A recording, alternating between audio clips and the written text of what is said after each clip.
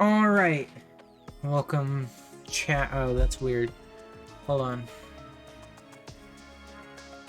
Alright, there we go. Sorry about that. I had to move the game window. It was overlapping the chat window, so...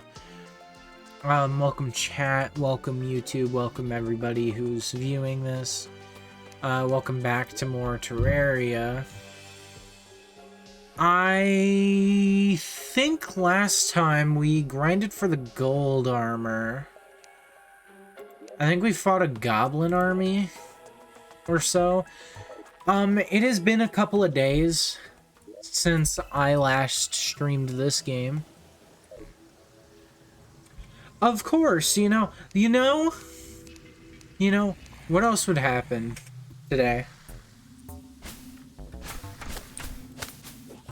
You know, what else would happen? I'm actually not that upset. It's just like, wow, right as I boot the game up. Just this shit.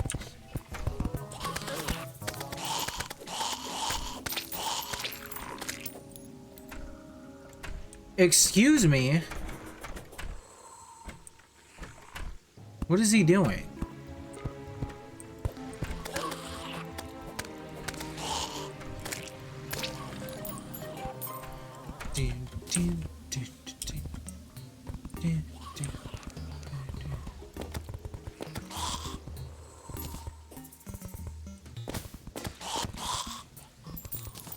Soon we'll get a better gun, I promise. So, I think, if I remember right, last time I saw we could make a pretty cool gun with, the illegal gun parts we purchased. It'd be a MISC too, I think. Yeah, so we actually have illegal gun parts.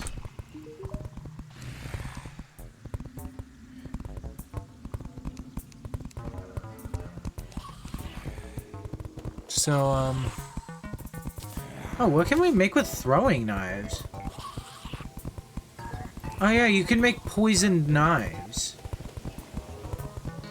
I actually forgot that this is actually really good for the ninja.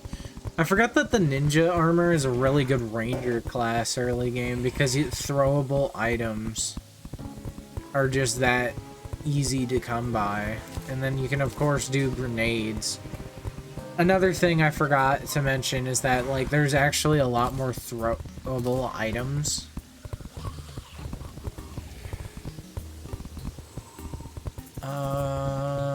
Where's the illegal gun parts? So, of course, we could make the Mega Shark, but we can't actually do that until way later. Same with the flamethrower. But we could try to make the sand gun. And you know what? You know what I say to that is, sure, why not? Why not? Why not?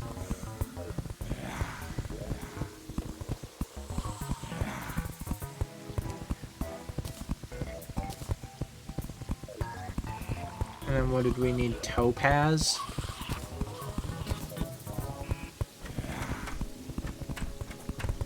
Is that what we all needed?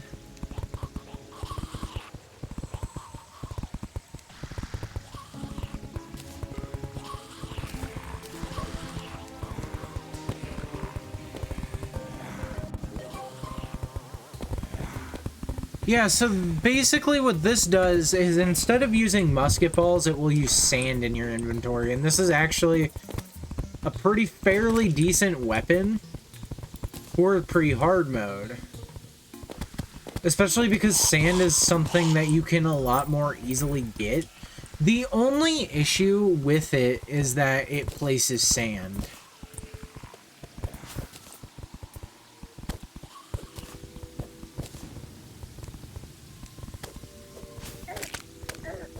So yeah, I didn't actually know why. I must have just been tired that night where I was like, why aren't we crafting the sand gun so I can at least show you? Oh, I can't get in. Sand gun.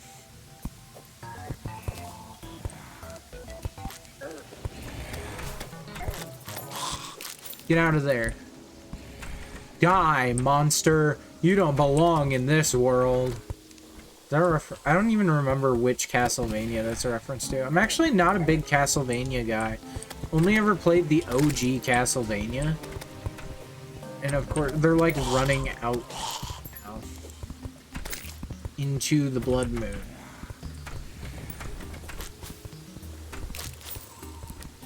Go back home. Christ, these NPCs are pretty stupid sometimes. Like, come on, Trent.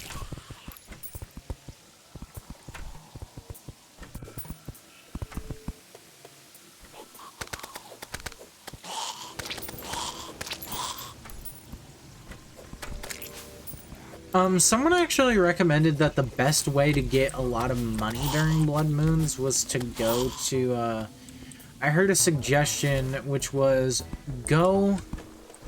Oh yeah, I didn't show this about the zoologist, I don't think.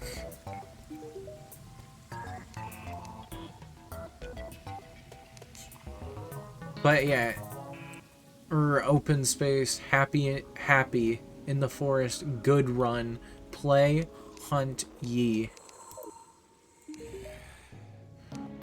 Rue, danger me, raw.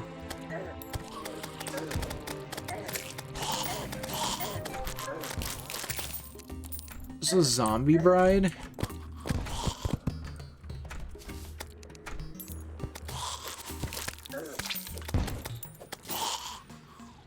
Oh, we got wedding attire. Oh, Stitch. Hello, Rax, or should I say? Actually, I probably shouldn't dox you, but I know who you are now, and I didn't put it together until the other day. But I had a hunch that you were who I thought you were.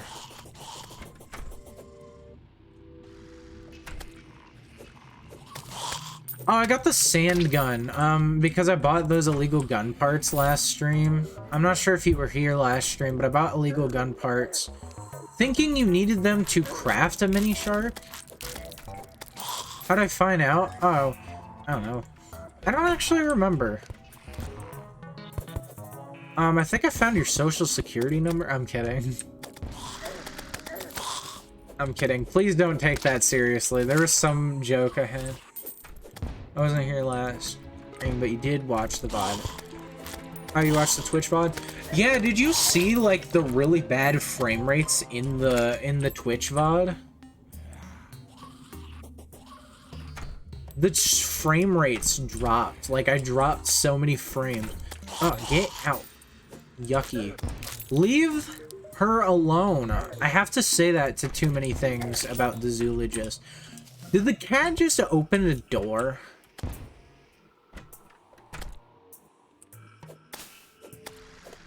Yeah, I draw. So the problem.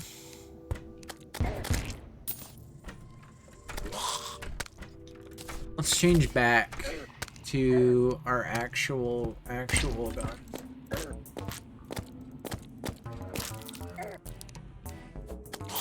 Damn, we're getting pretty clapped. Remember, the last time we had a blood moon, we went down underground because we weren't prepared, or I didn't feel prepared. Yeah, we had some bad frame drops last stream. I tried my best to avoid that, but I was having internet bandwidth clocking problems last stream, so yeah. Also, there's a piece of sand in the ground thanks to sand gun. The sand gun is, like, okay. It's not a super great weapon if you don't want to deal with the sand.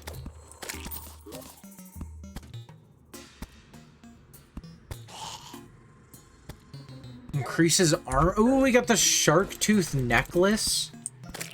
I have to look up exactly what that does. I think I know what it does. The mega shark. Yeah, so I actually thought, so as I was saying, thank God. Oh, man.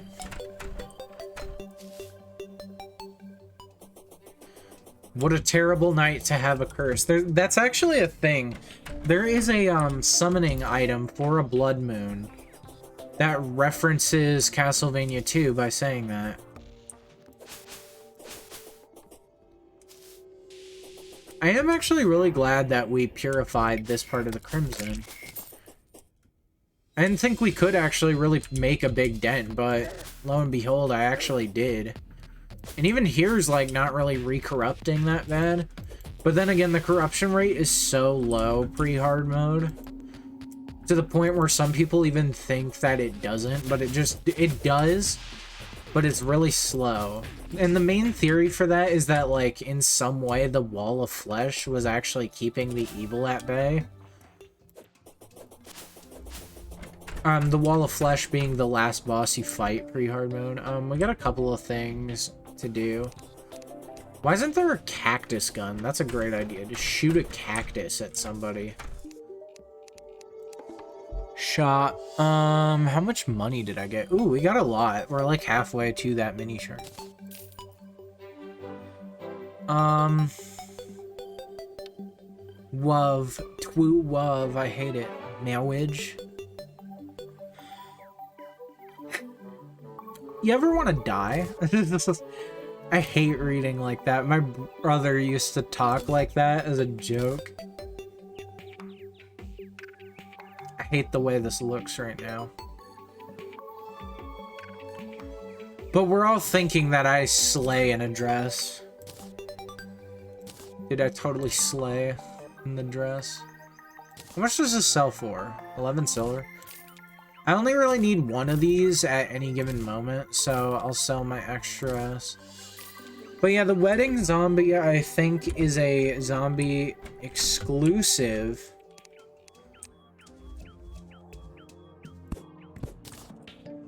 Exclusive to the,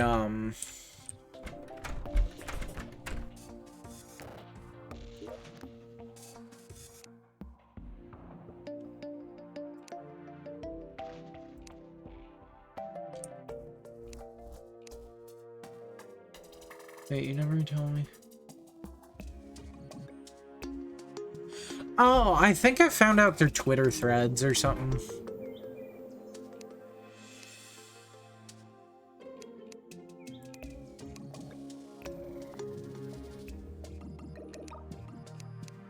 I don't know, but I'm glad to know that you are who I thought you are, or who I had a hunch you are, because it means you're a lot more chill than I expected you to be.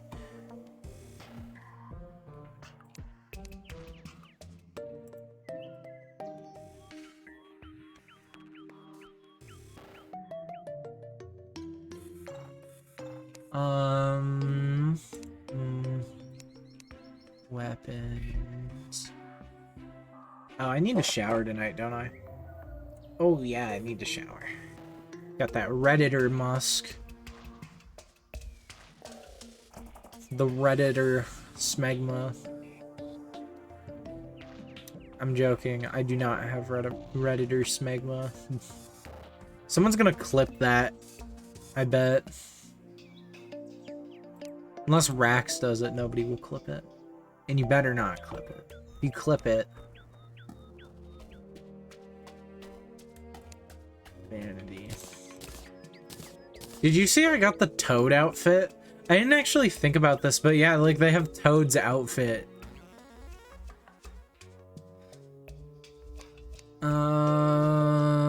Zombie banner can be sold. I think the shark tooth necklace is pretty good. Let me wiki that.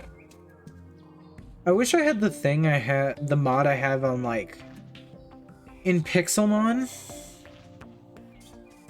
Isn't there a creeper outfit? Yeah, there is. There's actually a rare chance for a, I found this out. It's not a vanity item, but it's a pet. There's a rare chance for the wandering trader, or the traveling merchant. Not the wandering trader, that's Minecraft.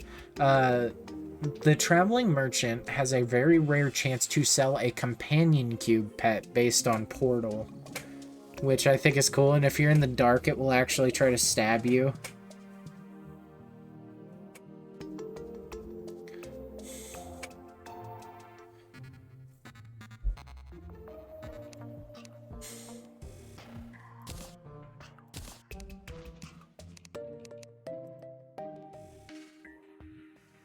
You know, from afar, you'd think the snowball cannon is actually like a hard mode weapon. But it's not. Day bloom can go in the plants and seeds. Here, let's just do... I forgot that this existed.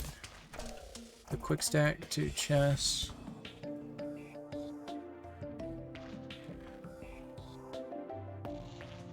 Two...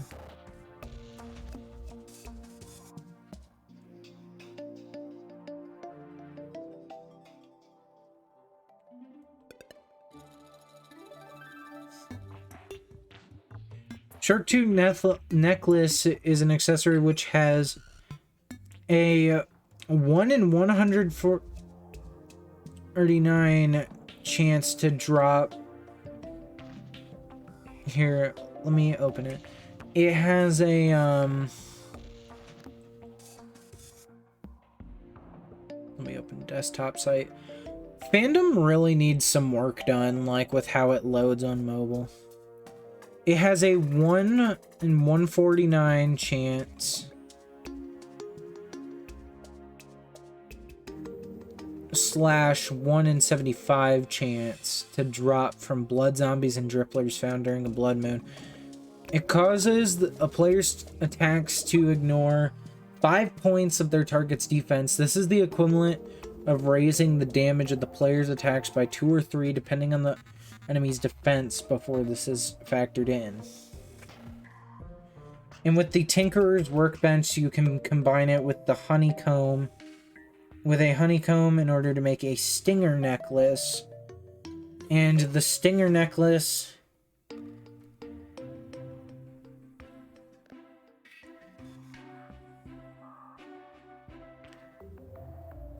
basically also gives it the effects of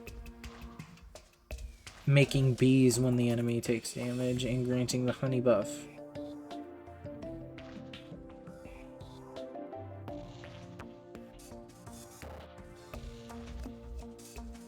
So yeah, this is a good thing.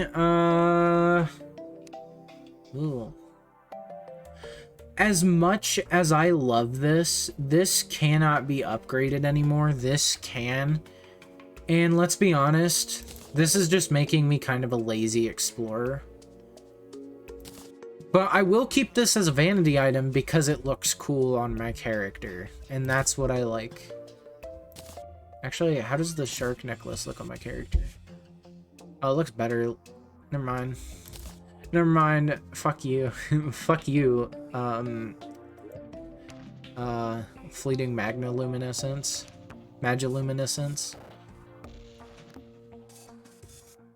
Where's my accessories? I've come up with a new recipe. Has anyone here played Final Fantasy 15? I heard that game is like really good and really bad at the same time. It's like it's got good gameplay but really bad like actual story. It's like when the story starts, like when you're like locked into the plot. Oh yeah, we can make the boss summon item. We can make the deer thing. Let me just check if we have the Crimtane for that.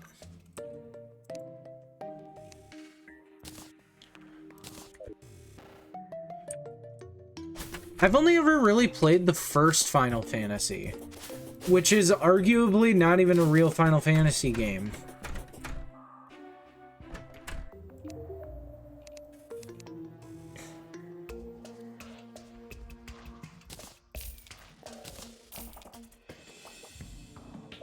Bonks.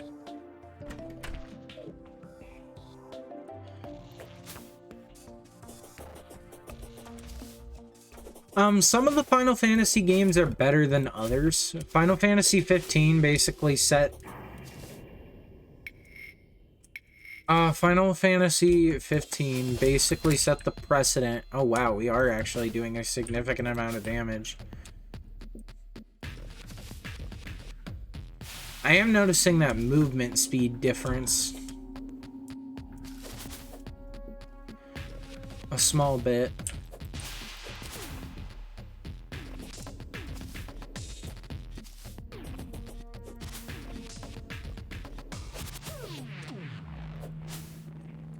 Oh, wait. Crap, I was supposed to go down back there.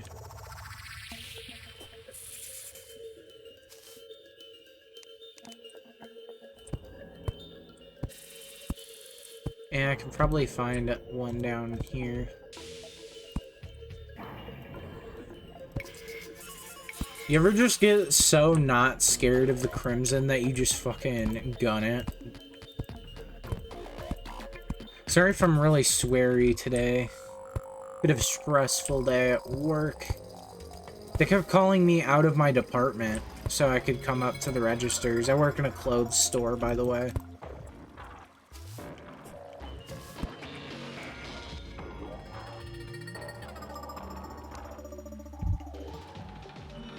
So we could make a suspicious looking eye, which just requires 6 lenses. But we can also make a deer thing. And this is actually something I found out we could craft on accident. Because I forgot we picked up Flink's fur, and you need exactly 3 of it, and you need Crimtane ore and a lens to make the deer thing, which summons deer clops. If any of that sounds familiar, the deer clops is actually a boss from a different game. And that game is called Don't Starve. Specifically, this has to do with a crossover event this game had with Don't Starve together. In an event known as the Eye for an Eye crossover event. Specifically, this added the Eye of Cthulhu and a boss known as the Twins into Don't Starve, except they're renamed the Eye of Terror and the Twins of Terror, which is actually a neat detail that I'll explain in a moment.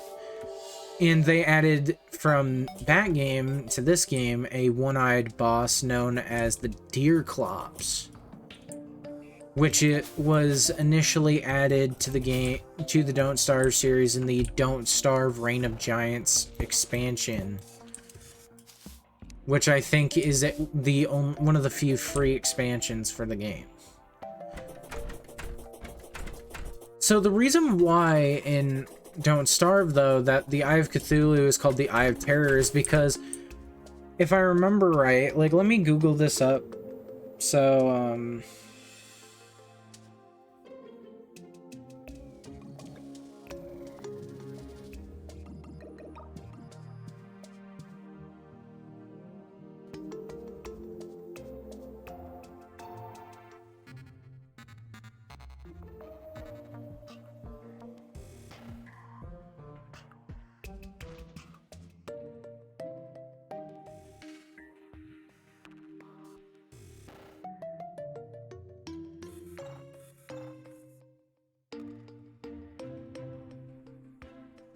oh, by the way, the Eye of Cthulhu also appears in Dungeon Defenders.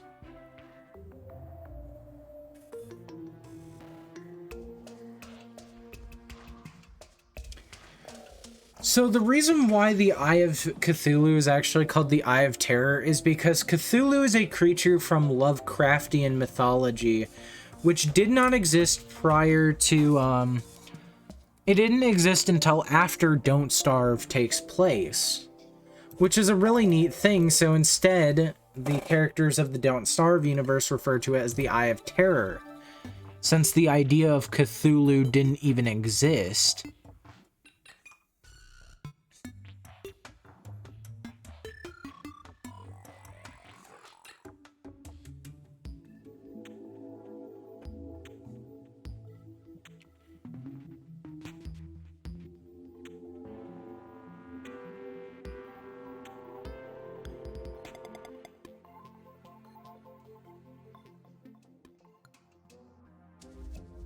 Also, the thing I said about the Eye of Cthulhu randomly spawning.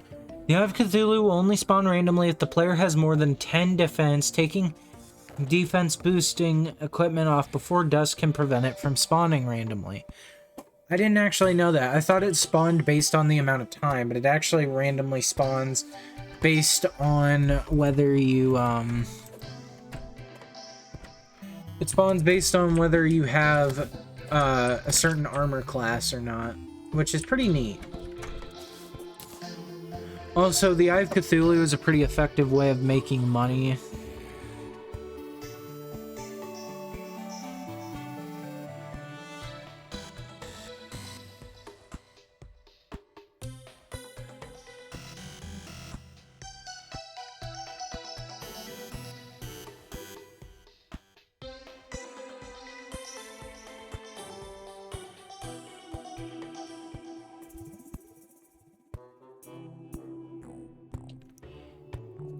And also another thing about Crimson versus Corruption. While killing the Eye of Cthulhu in a corruption-generated world, you would think that overall it would yield more money as it drops additional unholy arrows. However, Crimtane ore and bars sell more than the Demonite stuff. So it's actually worth it to kill a bunch of Eyes of Cthulhu. Which, you know, I think we might actually do just for fun. And, we're actually going to get some upgrades going. So, we're going to grab...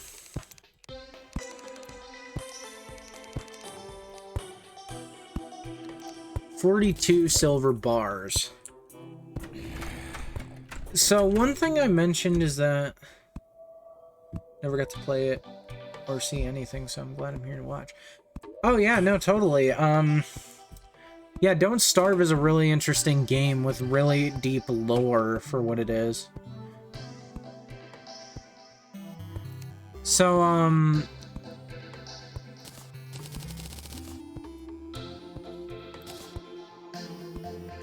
we're gonna go and get some more musket balls real quick from the arms dealer. Oh my god, we're moving so much slower now.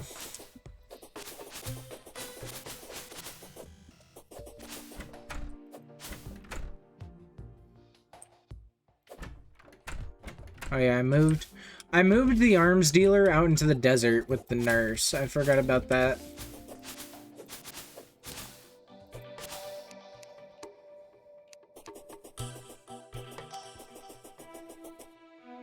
Are the frames dropping? Oh, great.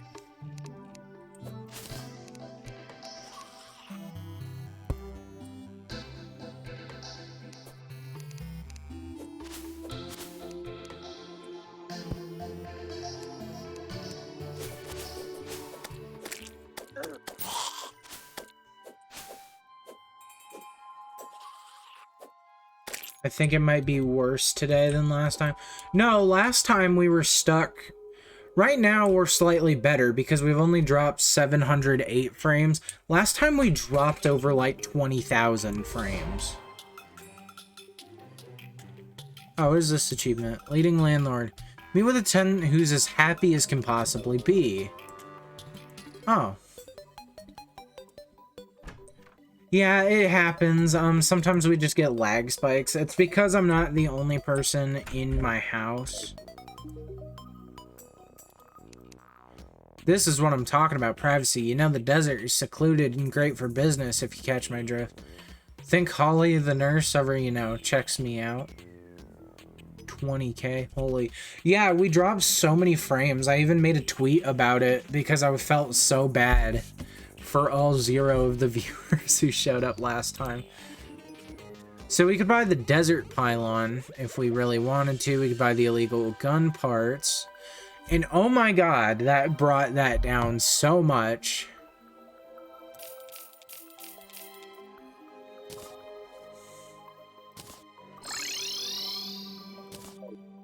Yeah, it's really worth it. The arms dealer is really like the moment when you start realizing that housing actually matters because you get discounts for it.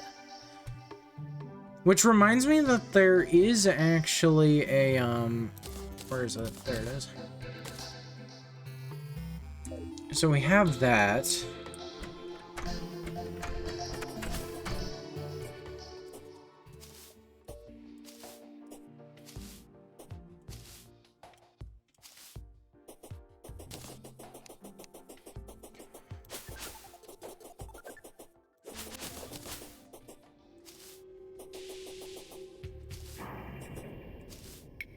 I forget how you get the one thing. There's like a really good thing you can use for what should we name this? Should we name the Dividend Gulch? The thing that separates the corrupted.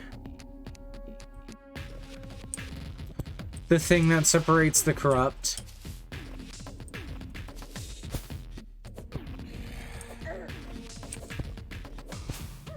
from the healthy part of the world. Oh, Rax, how's your mom doing? I remember last time you were on stream, you said she wasn't doing super great because of an infection. Or, yeah, it was an infection, right?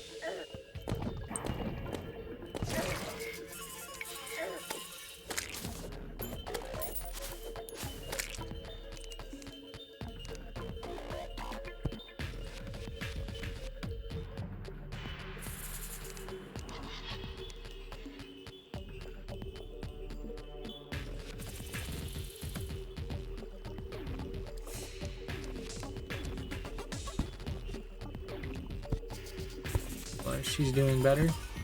Still gets dizzy here and there, but she's making a lot better recovery. Alright, well that's good to hear. I'm glad your mom is starting to feel better. I don't really like it when family members get sick. I feel bad for my family because specifically my stepmom had to take care of me a lot while I had a stomach flu. And that was no good. So we're not going to be using the deer thing for a little bit.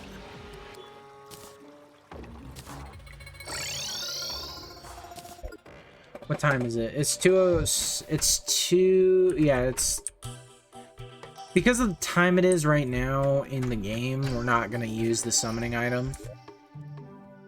We are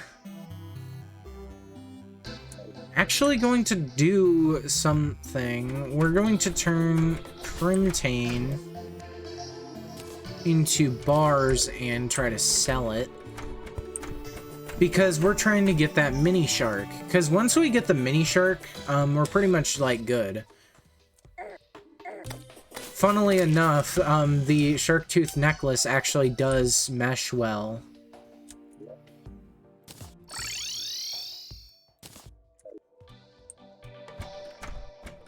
The shark tooth necklace actually does manage to mesh well with the mini shark, since it drops the amount of armor being used.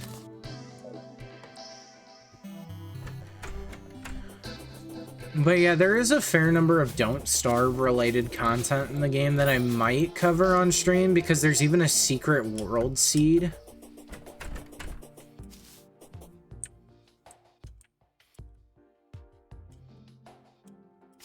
Alright, there's a hidden world seed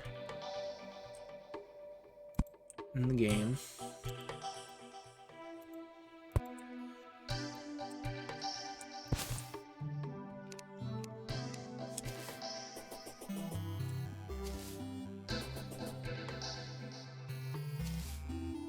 That is related to Don't Starve and actually gives you a hunger bar. That's like one of the first things. I just ate a mushroom, wow. Oh yeah, by the way, the mushroom only gives you 30 seconds of healing sickness, while other things give you a minute.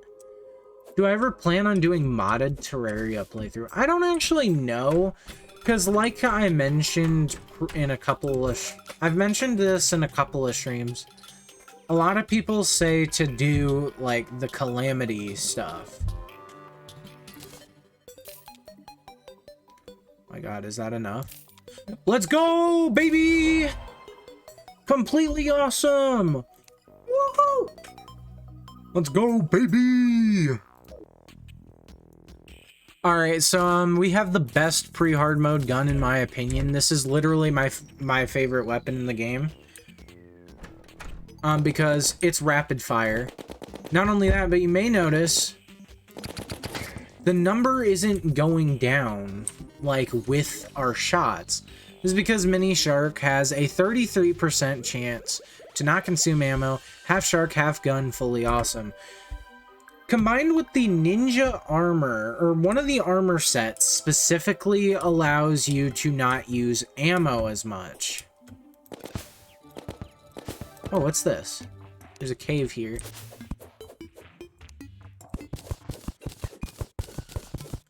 But this is one of the most notorious weapons in the game. But yeah, half shark, half gun, completely awesome, and yes it is.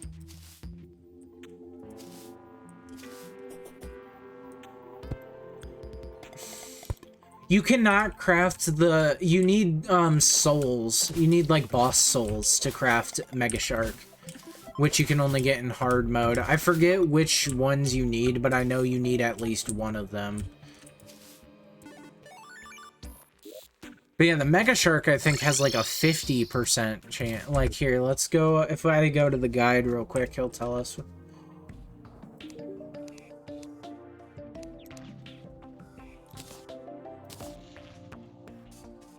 So you can actually use the Mini Shark in 2 different guns. Another pre-hard mode gun, the Star Cannon,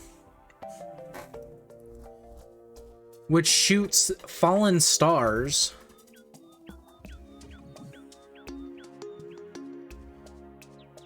And the Mega Shark, which requires shark fins and it requires souls of might. Wait, what's happening? It's fine. Oh, it's slime rain. You know, why not? I'm in the mood for some killing. I'm in an ass-kicking mood right now. Kicking some slimy asses right now. Why is it when I said slimy asses, I immediately thought of Reddit? Redditors with their fucking swamp ass. Which is worse, swamp ass or canyon ass, where you have like the dried caked shit in your ass. Talking about the dye trade. She's talking with the cat.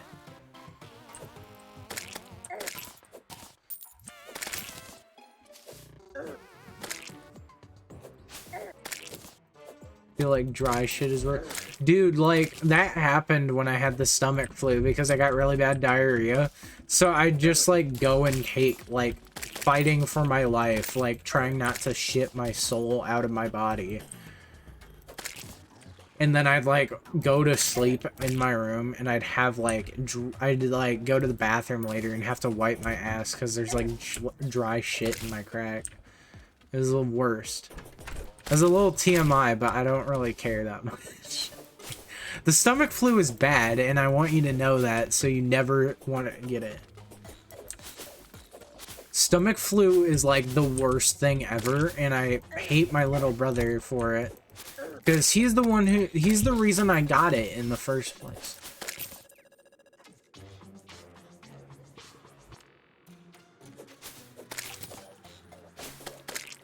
A balloon slime.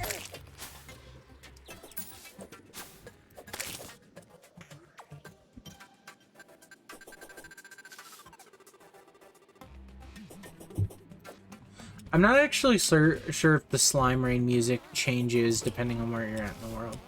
But I do like the slime rain music because it's just kind of like, huh?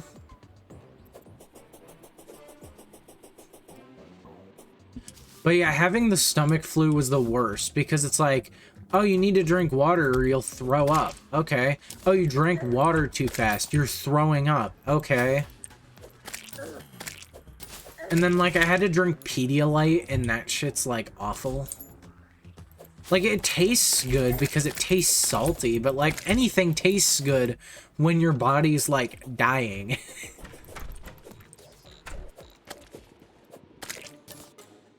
Let's see if I can get the king slime to spawn.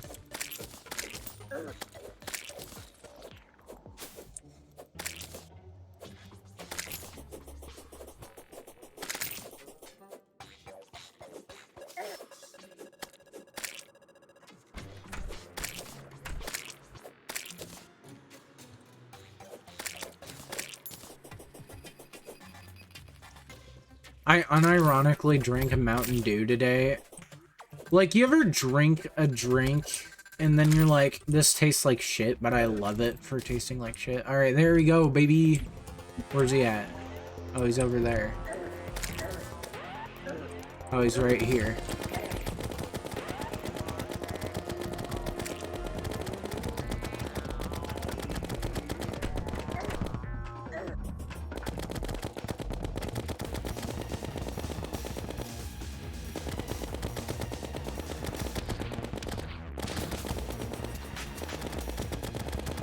Look at this. You see this? We're killing it. We don't have buffs on, by the way. We're not using any potion buffs. No food.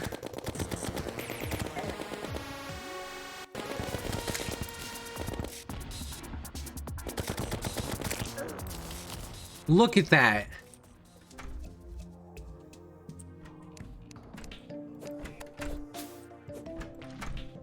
That's right, baby.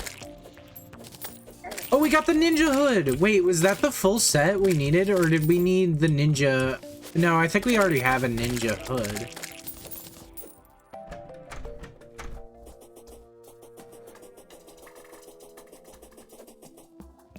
But yeah, I guess it's a good thing I looked up the thing about the Crimtane, or otherwise we'd be waiting to get the mini shark. That was the goal of this stream, by the way, and we did it within the first hour, so let's go. What did I get? I got the solidifier again.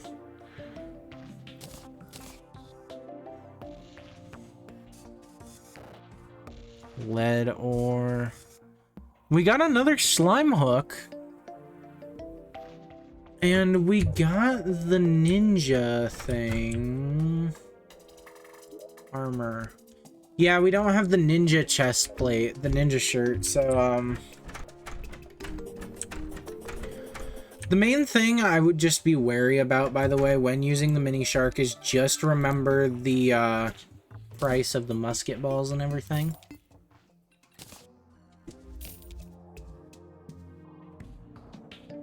So that's just the important thing to remember when using ranged weapons, is that ammo is a thing. Because ranged weapons, like, Ranger is considered by a lot of people to be the de facto better class.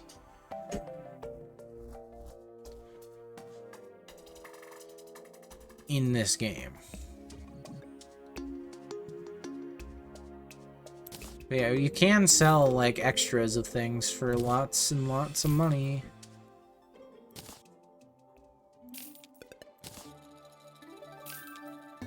Look at that. We're making so much bank. Just wait until I slay all these Eyes of Cthulhu.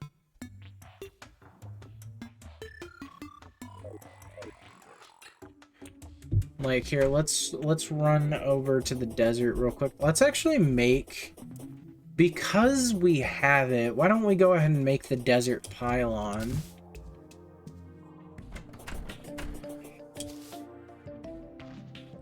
And don't worry, I'll go ahead, we'll do like a little decoration stream, probably, where I do like, oh, making the pre-hard mode stuff look better.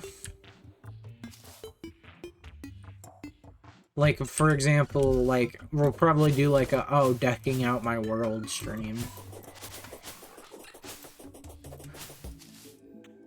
Where it's like, oh, we're just, oh, here you are. On the way downhill. I see you're all in the mini shark. You really don't want to know how it was made. I kind of do, actually. It seems really interesting. Oh, I don't have the money. Oh yes, I need money. A thing. Minor inconvenience. Demon Eye banner. We're really close to getting it, and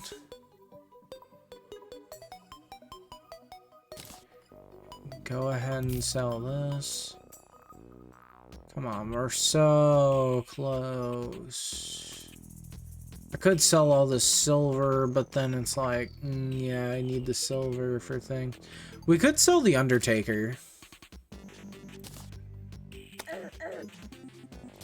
And we should keep that Undertaker because it's actually a really good Reforge Undertaker.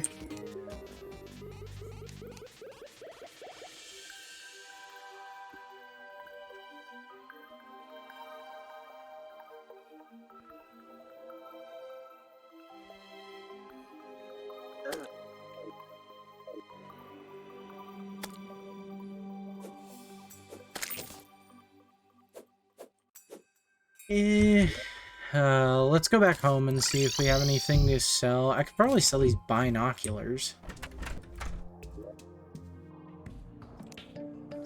Didn't I already, like, put away the binoculars? Or have they just been sitting in my inventory? This is not magic. Ah, yes, binoculars. They magically let you zoom the screen.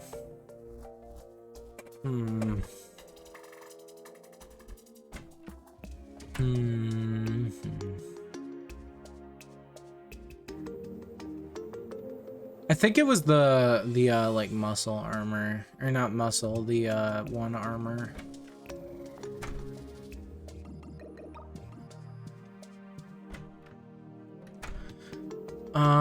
We have cactus. Do I have gemstones I could sell? I have a lot of these diamonds. Let's go ahead and like just sell 6 diamonds. We can go ahead and craft this lead into stuff, as well as this tin.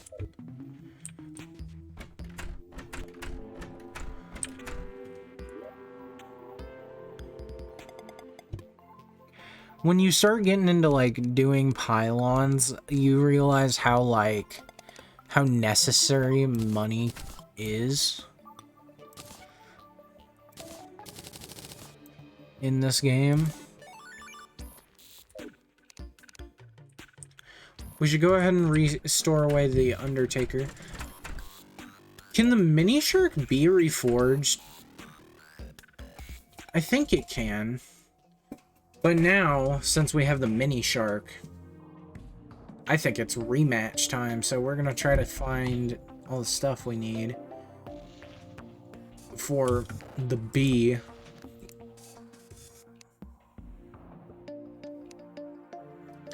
I mean, I can try. Literally, the goblin tinkerer is right there. True, and we're trying to save up for other stuff. I could try selling some of the potions, like... Wait. Oh, wait, we have gravitation potions. We should do that this stream. Rax probably knows what I'm talking about, what you do with gravitation potions.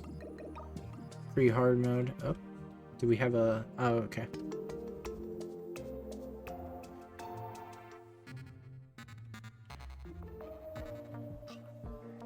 I thought for a second we were having a little seizure on the stream.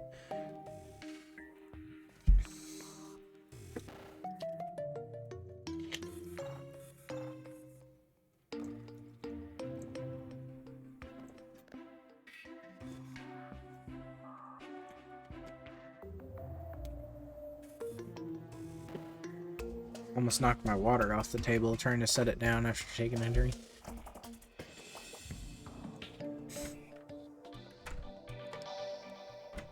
Depending on circumstances coming up, there's a possibility that like after that, like starting this week, streams might become a little sparse. Just due to some certain things happening in my life lately. It's actually stuff I can't really share on stream just because comfortability.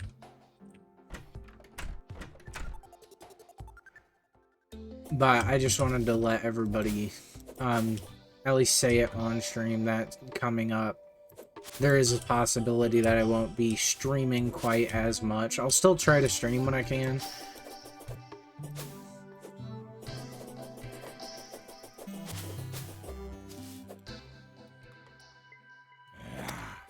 And you know, there is always the possibility that, you know, nothing changes, but I don't like betting on that possibility.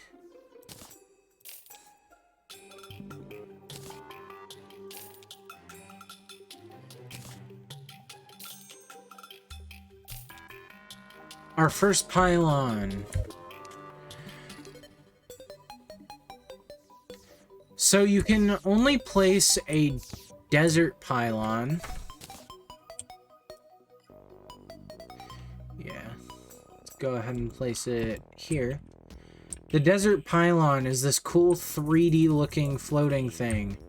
The way pylons work is that it will bring up the map when you click the use. When you right click on one, like you would open a door, Pylons show up on the map, and they allow you... They allow you to, go to different places. We really don't need any pylons right now because everybody's kind of concentrated within, like, this part of the world. Like, within the inner third of the world. And, we can always go to the angler via the seashell. So, none of this stuff really needs to happen. Mainly, it's getting the other pylons. There's... Specifically, like, using the guide is a way people like to do it, because the guide is, like, a really likable character. People will, like, use the guide and move him in with the different NPCs in order to try to buy pylons.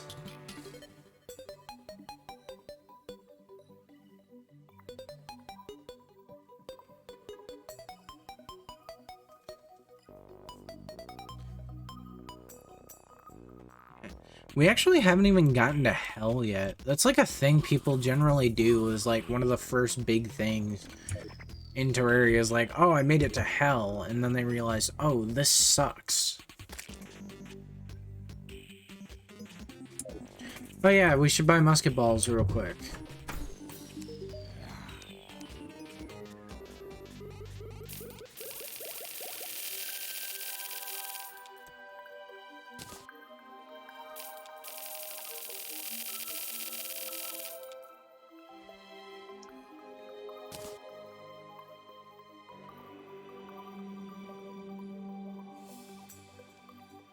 Alright, I think that might be enough musket balls. You know, just a hunch. You know, we only have like 2,000 ammo for the mini shark. You know, it'll get us by, I think. I'm joking. Like, it's definitely enough.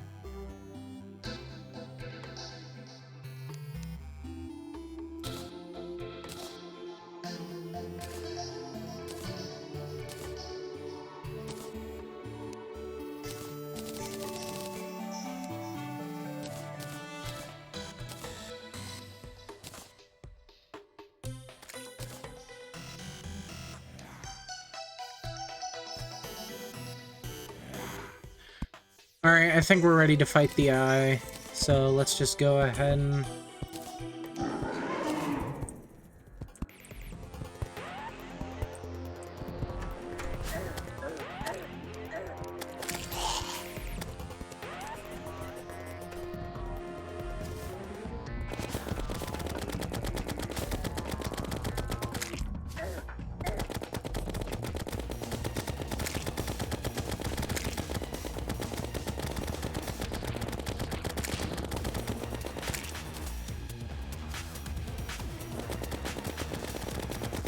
But yeah, the Eye of Cthulhu is a pretty easy boss with the mini shark and everything.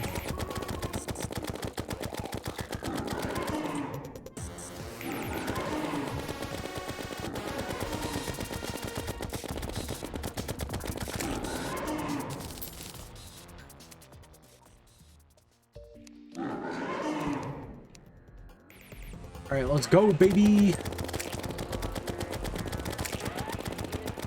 I've got too many of these things.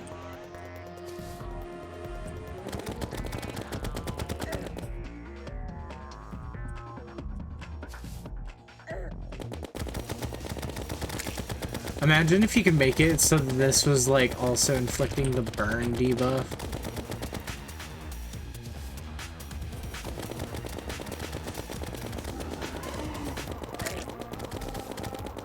I didn't actually notice that the Eye of Cthulhu sprite changes on the map for when it has its mouth exposed.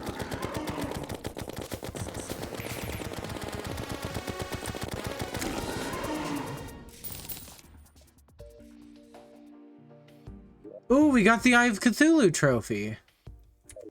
That's neat. That's pretty rare.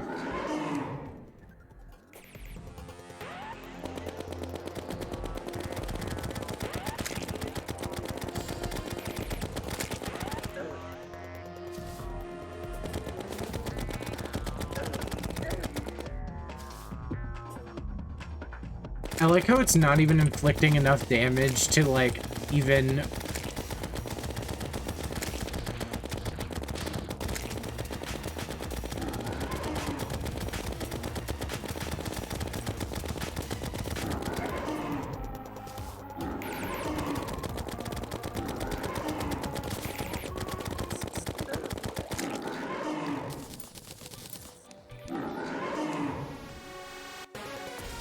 Wait, did the boss music? Oh my god, we're fighting these things so fast that the boss music isn't stopping because it's not fully fading out.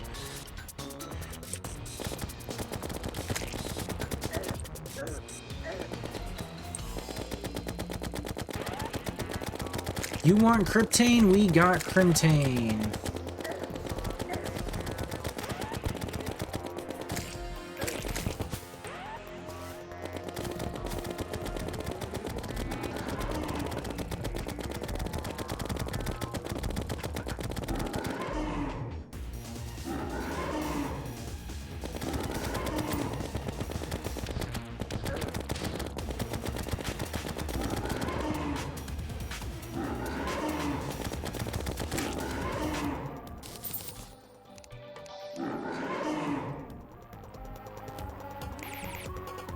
Finally getting like a good listen to this song. I really love it.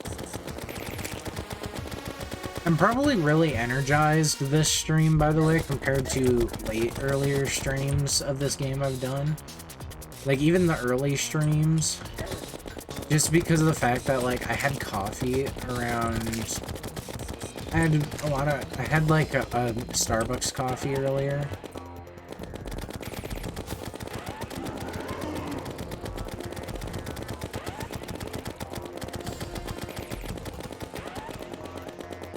Ah, it despawned. Man. Knew I should have used an attack up potion. But you know, it's fine. We got a lot of money out of that. So, you know.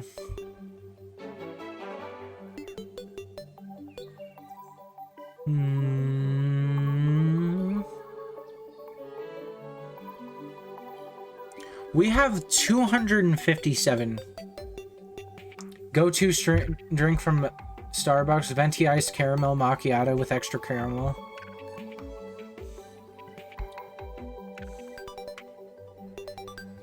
Dude, that's been burned in my head since I was a kid. My mom used to get it, and it's still like my favorite drink there. Even though I'm not really a big fan of my mom in general.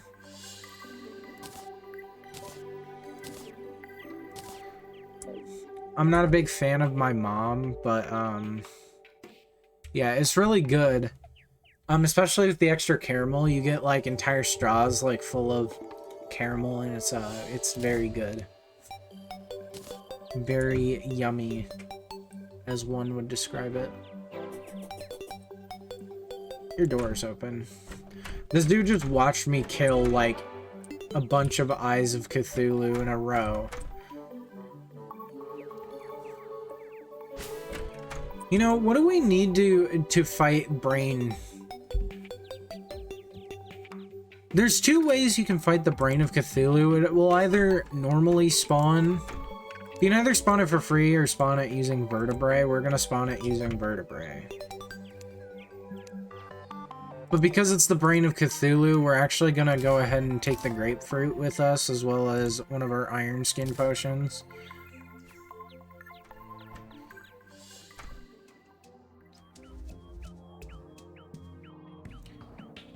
And,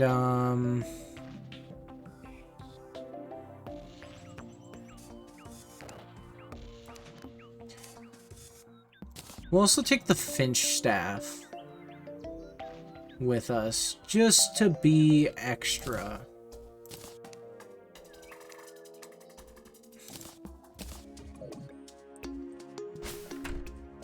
Here, let's ask the guide.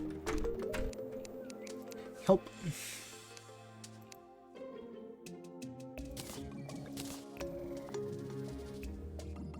Well, there's a spoiler. Bloody Spine, Vicious Powder, and Vertebrae.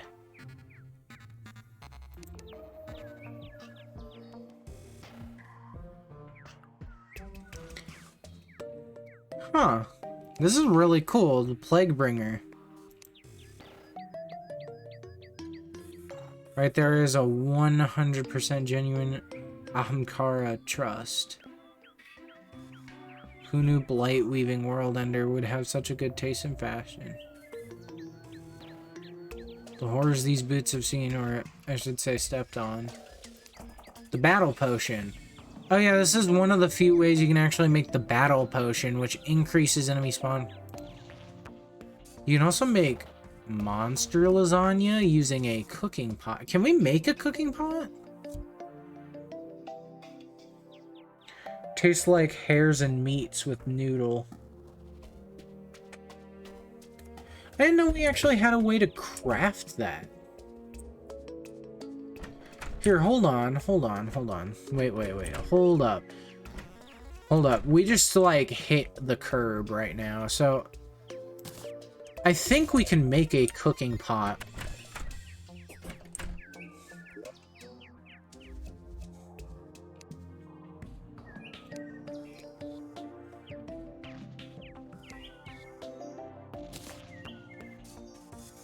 Why don't we place the cooking pot outside just for the aesthetic? You know, right by the fire. We can actually make monster lasagnas. So we have craftable food.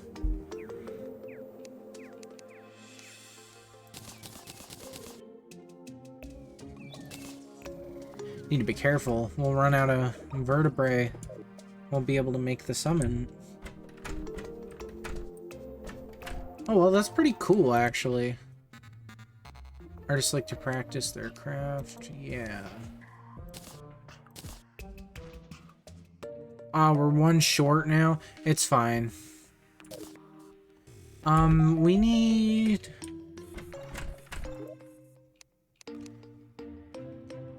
vicious mushroom to make a vicious powder.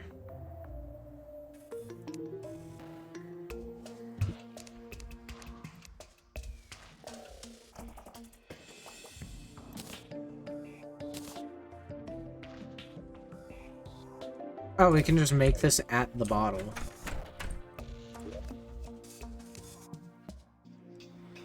Eladon, the travel merchant. Okay, well, I promise we're gonna go and look at this travel merchant. 1, 2, 3, 4, 5, 6. Alright, where's travel merchant at?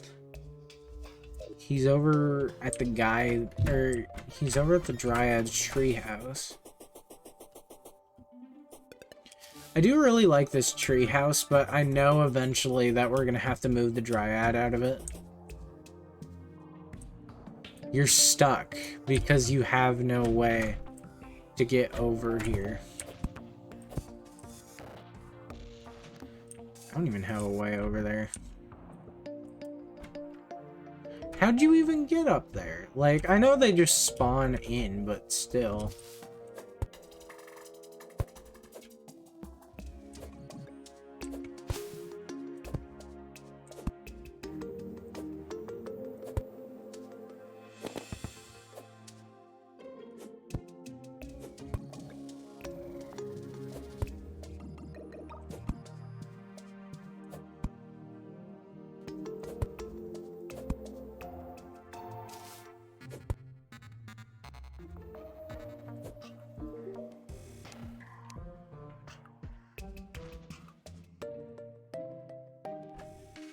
Fedora tips, milady.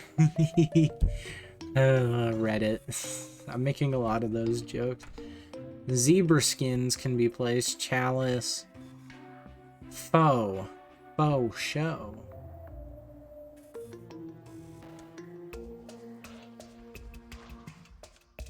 And also some monster lasagna for the same cost as a faux. So actually, technically, we should sell our monster lasagna and trade it for faux, because even though it gives the same buff, this is for longer.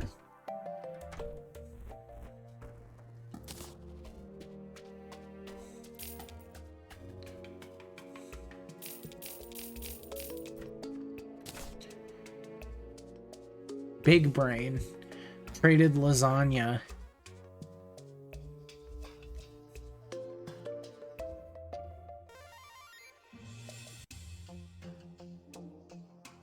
It's not technically Monday yet. I was just checking.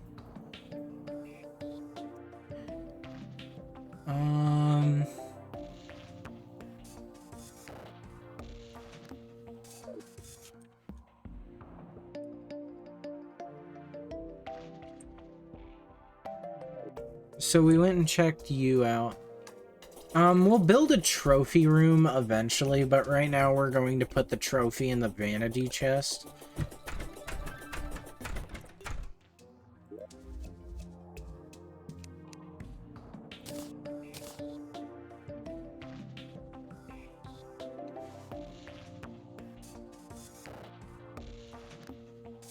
And as for our buffs, we're actually gonna we're gonna stow away our foe.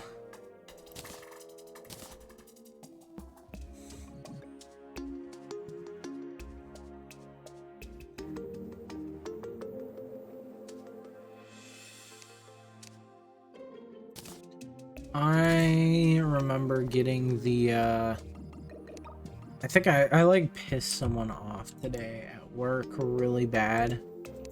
Because so like I was working register. And so the thing is like I said, I wasn't supposed to be on register today. And they put me up on register constantly. The main problem was we had a lot of people, from the sounds of it, flake out or go home early.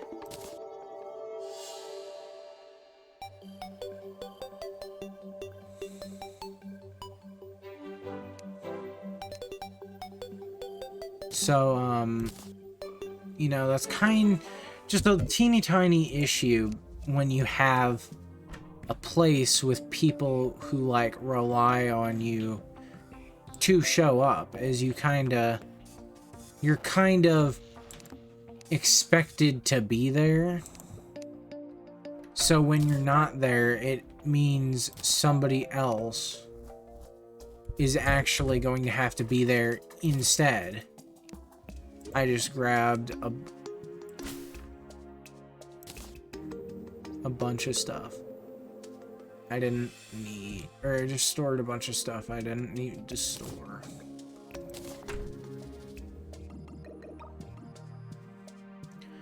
But yeah, that was very annoying, is like when you're trying to do something and then all of a sudden you're getting called to do like someone else's work you're not supposed to do. It's the most annoying thing ever, especially when like people are praising you and all this stuff.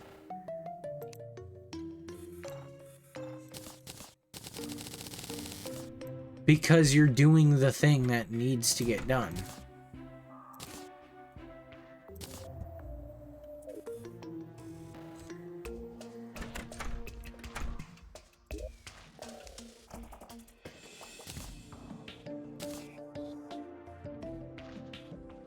But yeah, that's why work was so stressful today. But yeah, oh, Slime Rancher's on sale, by the way, or at least I think it still is. It might not be anymore. Could we technically fight the Brain of Cthulhu? Brain of Cthulhu is our next boss, by the way. And I've been debating something, which is over here we have this, like, uncorrupted land. However, I'm following that up with a however. Specifically because I have an idea. Because this is all technically contained corruption area, my idea was that I bring in on stream, we go to another world, we mine some corruption, or we get some corruption blocks, and we bring it into this world so I can show off stuff from the corruption.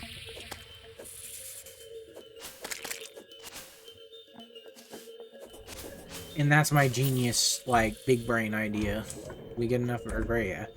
Vertebrae drop so commonly, so, yeah. Pretty easy to make. I remember, like, getting the worm food and at one point was, like, really difficult for me for some reason.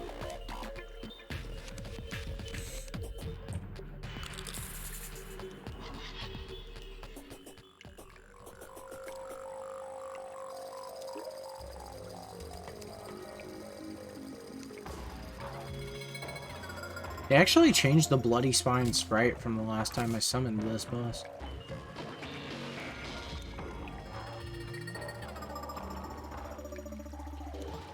So the Bloody Spine summons the Brain of Cthulhu. However, we're not going to do that quite yet, just because it's nighttime. Actually, I don't know. Should we do it right now?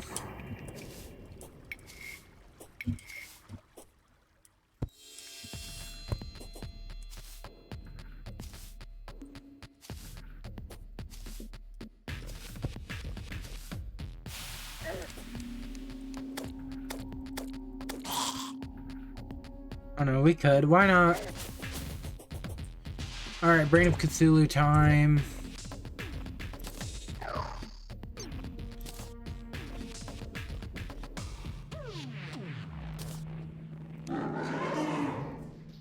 Alright, Brain of Cthulhu. First of all, epic boss theme. I forget this is boss 3. Brain of Cthulhu. Pretty interesting. So this is one of the 2 Evil World bosses, and they actually have similar concepts but behave completely differently.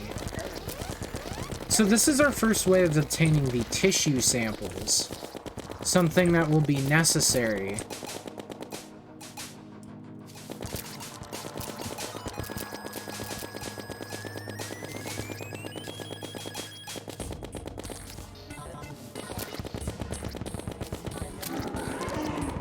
So once you kill all the creepers that orbit the Brain of Cthulhu, it starts teleporting around and just trying to bump into you, in which you just need to keep an eye out for it. Otherwise, it's like a really easy boss. And boom, we're done. Defeat the Brain of Cthulhu. Oh, we have a first time chatter in the chat. Let's go. I'm gonna open the chat real quick. I am not doing multiplayer right now, but I appreciate your offer. How do I close that?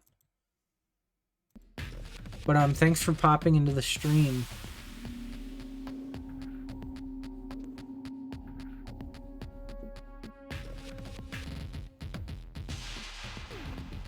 So, Brain of Cthulhu has been defeated. Also, lots of money. Brain of Cthulhu, lots of money.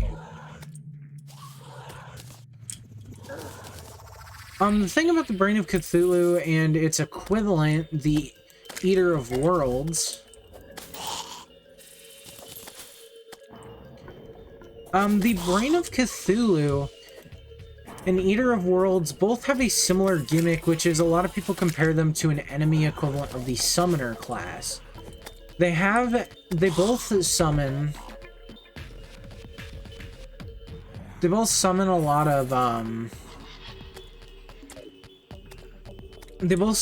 of smaller units that you need to take out. Specifically, they both have like smaller units a part of them that you need to take out. The main difference is that the Eater of Worlds is made up of a bunch of small units.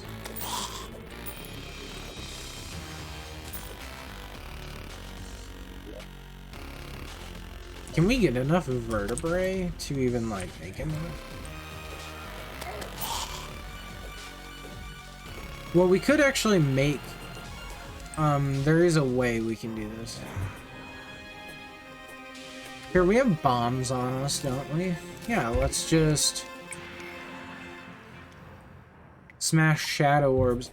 The Brain of Cthulhu can be summoned in a different way, which is you can smash shadow orbs. So...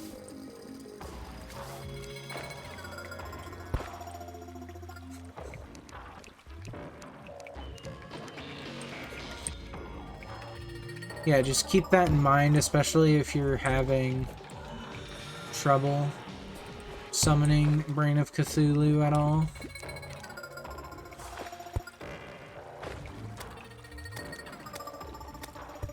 Is all this stuff draining somewhere? I must have busted it into like a cave or something.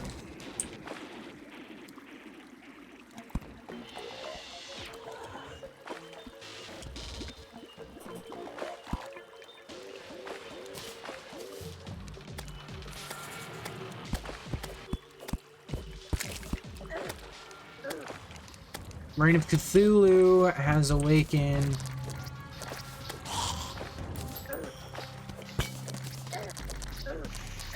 Brain of Cthulhu, fighting him underground is a lot more difficult,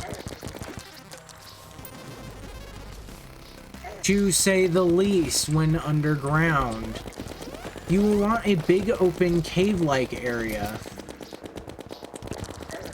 As you can see, we're actually having a bit more trouble because we don't have all the luxury of open space.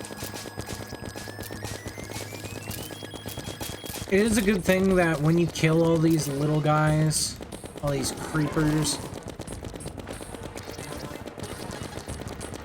they do this. A good way to like sum up Brain of Cthulhu, it's pretty much a fusion of like King Slime and Eye of Cthulhu. Oh, a meteorite landed. That's pretty, like, freaking cool.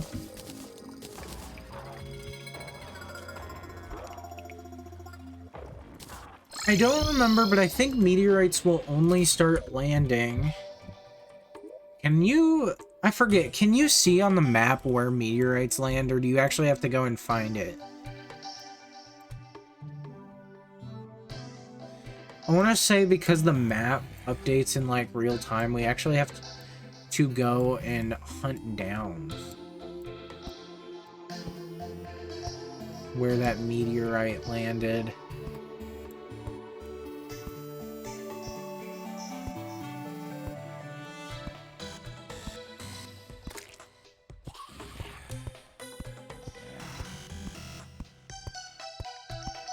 You can see it, I believe.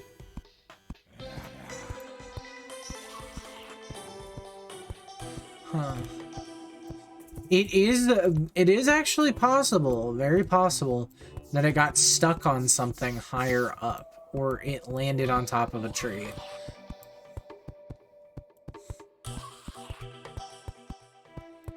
This is actually a thing that happens. Like, I'm not even joking. There is a chance, I know because, prior to pylons existing in the game, one of the things I used to do was I would build with wood platforms over the world for a fast travel point, so I could just drop off where I needed to be. I thought the music started change. I heard the music change and thought, we were near it. Actually, since we're playing Terraria, while we're looking for this meteorite, I actually had like a really vivid Terraria dream one night, where I had a dream. It was a long time ago, but I had a dream of like a boss where when it spawns, like when it first starts spawning, you hear it eerily get closer, or it changes the music to like this weird apocalyptic music. And it actually just gets progressively closer. It starts off as a background object, and it slowly starts getting closer.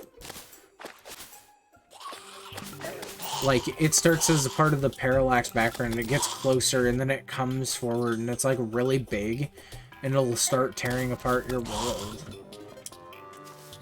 It was, like, a really vivid dream of a boss that doesn't actually exist that I really thought, and like I remember it like deleted your world basically The closest boss I ever found to it is a meme boss in a...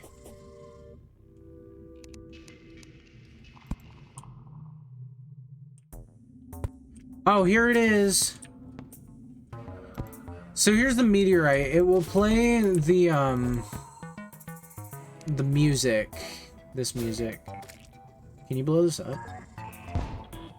So meteorite. Immediate things to notice. Meteorite cannot be broken with bombs.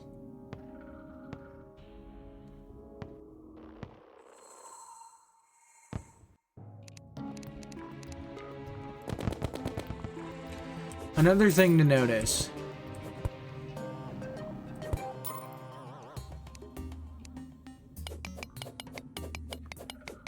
We don't have a strong enough pickaxe to break this. However, since we have located this, we'll actually just teleport back home. That was the main goal right now. With the meteorite. So let's go ahead and make a bunch of crimtane bars. Oh my god, 102 crimtane bar. I can make a full, like, crimtane loadout right now. Like, look at this. We can make the meatball. The artery. We can make artery. Sadly, this isn't a one-drop yo-yo. This is 70% pickaxe power compared to our 45. Deathbringer pick. You can also make crimson armor. Pretty good stuff.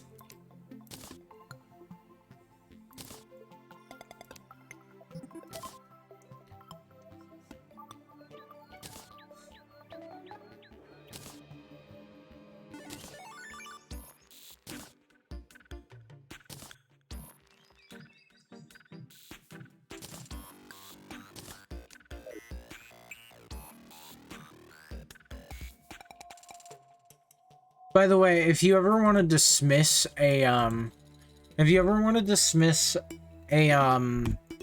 buff, you can actually right-click it. You can actually right-click it. I'm not exactly sure how you do it on console, but I know you can right-click it to dismiss a buff on PC. Specifically, this helps with summons. But, yeah, now we have this cool armor. So, with set bonus, we have increased life regen. And this is pretty much like your good armor for now. So, like, if I go ahead and start taking damage, not only do we have a whopping 19 defense now,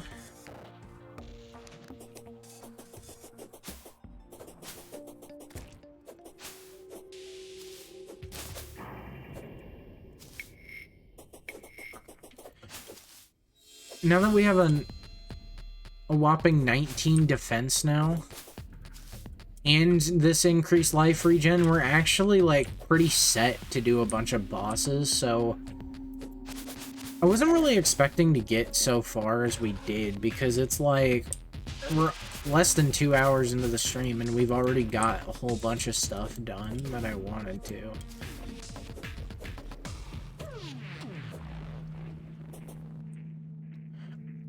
But yeah, once you get, like, the Crimson armor, you pretty much own the Crimson, which is exactly what it feels like. We just own the Crimson now.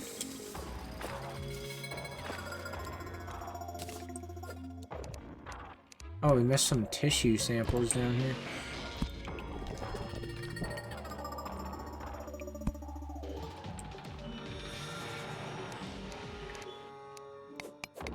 Oh yeah, we can actually harvest Crimstone now. So once you use Crimtane to make a pick, you can actually start harvesting.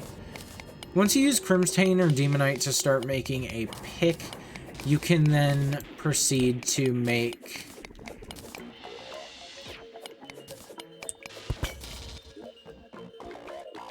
Or you can then proceed to start breaking the corruption blocks.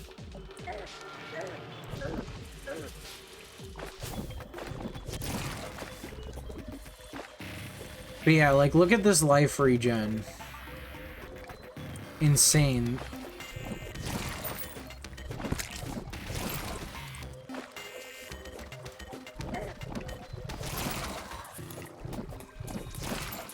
Rax, if you're still in the chat, I need your opinion on something. Which is, should we go and fight more bosses right now? Because I honestly feel like we could take on, like, the 2 other bosses I can spawn in right now. That I can reasonably spawn in, and I feel like we could take all 3 that I could work to spawn in this stream. However, the problem is that would take out, like, almost all of the, like, hard mode bosses. The drum set. Why are you selling this? The coffee is strong and vulgar.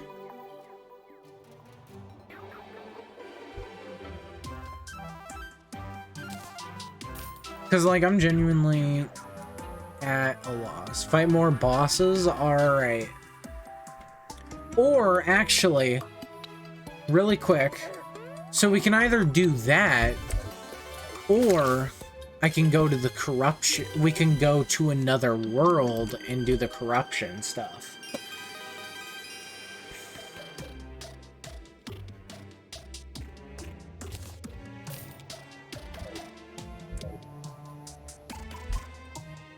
Because the corruption stuff will only take a minute. So yeah, I think we'll go to the other world first.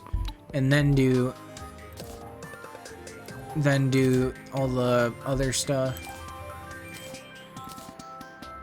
What am I doing? This is not my armor chest.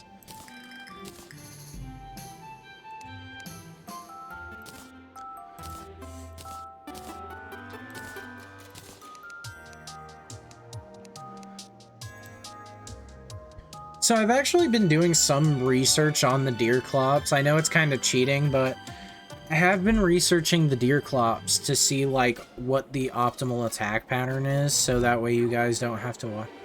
Oh, we actually got another The Undertaker.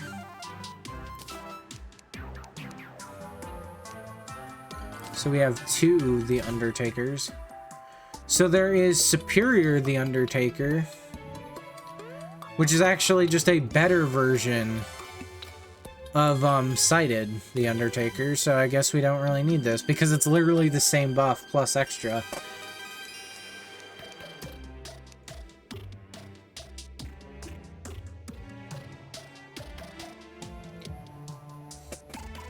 Alright, then the plan's set. So what do you think we would need to go to another world? Alright, priorities. Let's finish crafting all our new fancy stuff.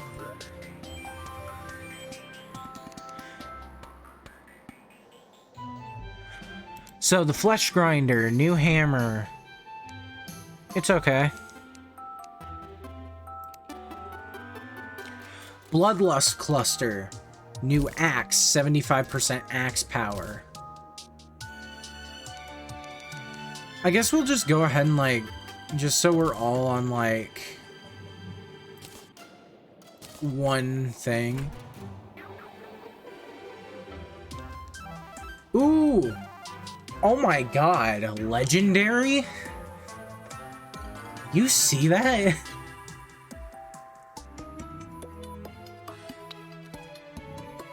So the Bloodlust cluster is actually a very interesting thing, because this is one of the few axes that actually acts more as a weapon. And kind of the same with the hammer.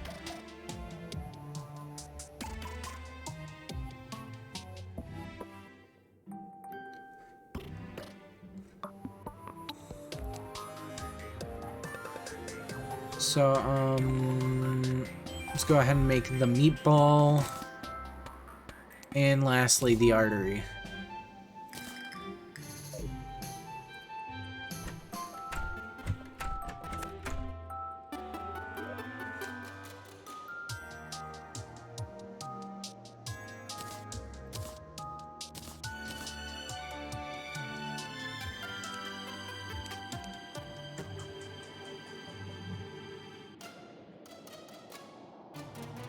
I forgot to say it. Clown music.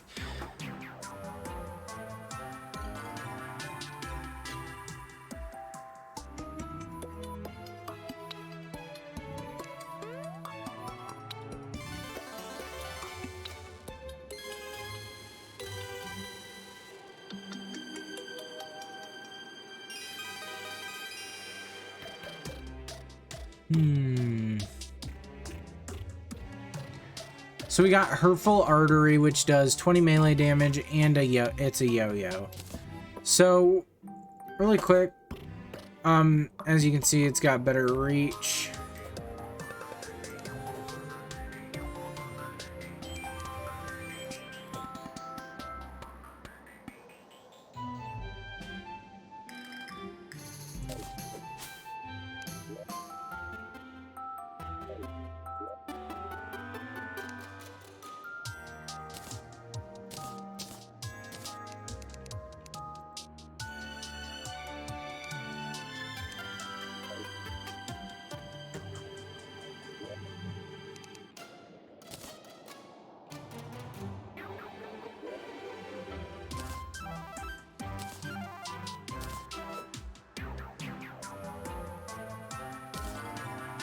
So yeah, Meatball, clear damage, like main, like base damage, already better than the Blood Butcherer.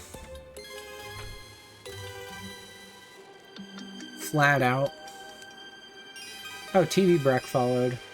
Thank you for the follow. It's by default, it tells me 2 hours ago, even though I haven't streamed for 2 hours. So yeah, I like the artery, but just because of how I'm playing the game, we're just gonna keep that down there. We will keep the meatball in our inventory. We will redeposit Magic Finch Staff.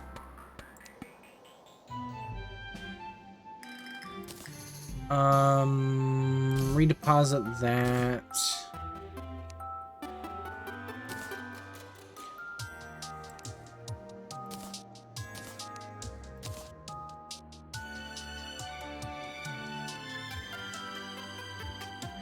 Restock some stuff there. Yeah,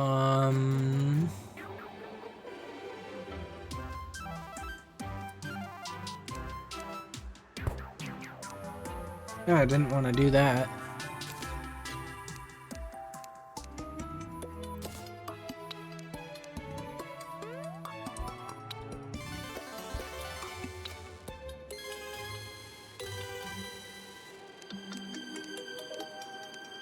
Alright.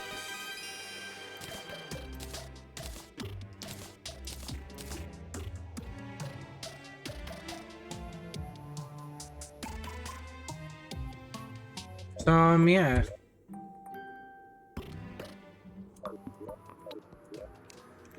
So why don't we just go ahead and go to another world real quick. Not an expert world. But we're going to be going to Unbroken Edge. As you can see, it's a very minimalistic world. Cloaked in darkness.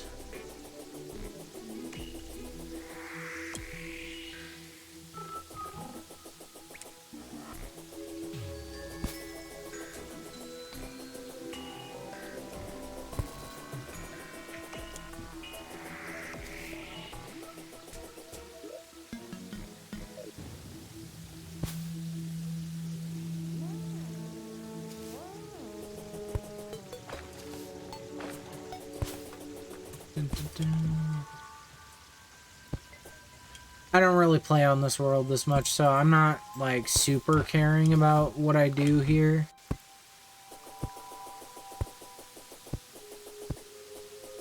Oh yeah, I forgot I run super fast on sand. I have a gravestone over here. Mickle's extremities were detached by vulture.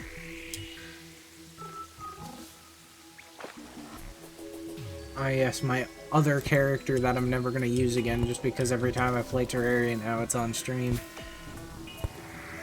I say that like it's a bad thing, but I'm really just like, yeah, this is how it is.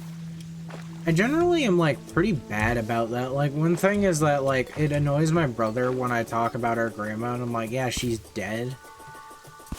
It, like, bothers him, and I don't think about it. I'm just like, yeah, she's dead.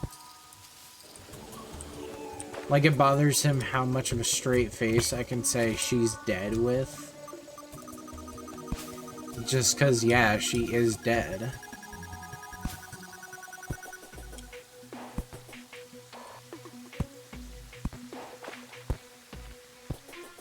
Dun, dun, dun, dun, dun, dun. Dun, dun, dun, dun, dun, dun. I should play Duck Life on stream. That game's really good. I should just do like cool math game stream. Ah yes, cool math game stream. Alright, that's it. Deer Clops time. I'm kidding. That's a joke.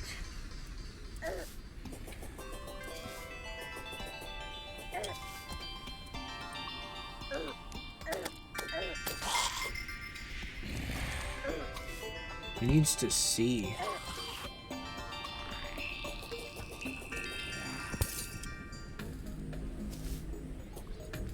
But yeah, you can see, this is kind of a bad... Yeah. I didn't actually notice this. Your character squints when you're in, like, a snowstorm. That's pretty neat.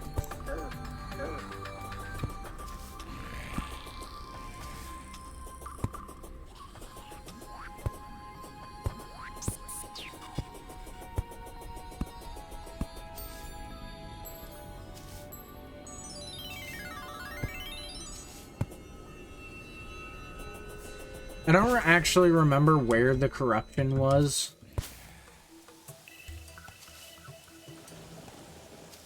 So, like, bear with me as much as possible. Because you gotta keep in mind, I haven't, like, played on this map since July. Well, here's the dungeon.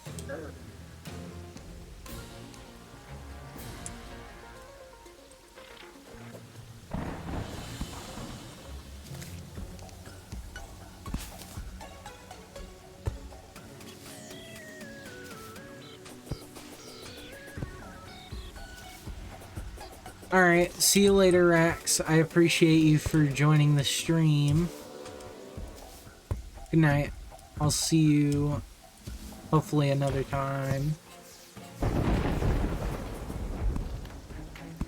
So, we are going to go to the corruption. Here we go, finally, the corruption.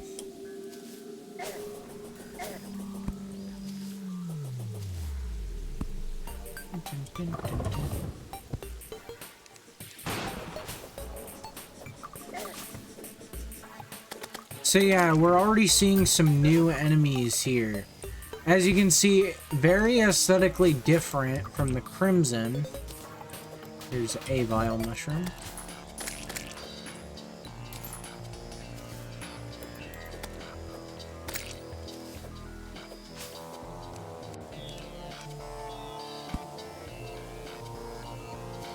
And even generationally different. As you can see, the corruption likes to generate these big, long pitfalls. And you fall in, and then you find that's very similar, but different to the Crimson. So this is the corruption's equivalent to a Crimson altar called a Demon altar. It's pretty much the same functionally. It's just one, they change aesthetics, essentially. And like some properties.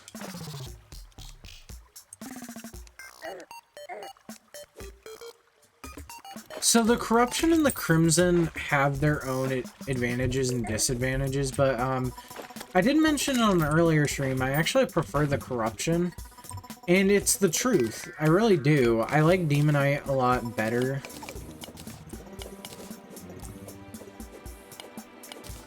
It's stuck on the Demonite. Let's see.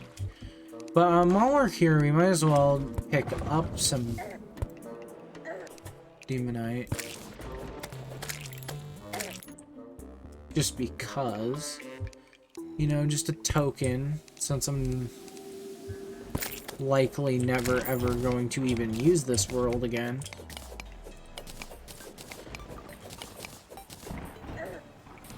Demonite has its own set of uses. The corruption was actually in the game a couple of updates before the Crimson. The Crimson, I don't actually know if it was complete, if it was originally even intended to be in Terraria, or if it was just one of those things where they shipped the game before the Crimson was added. But it was not initially part of Terraria. It is a thing that was added later. And many people actually remember playing versions of Terraria that didn't have this.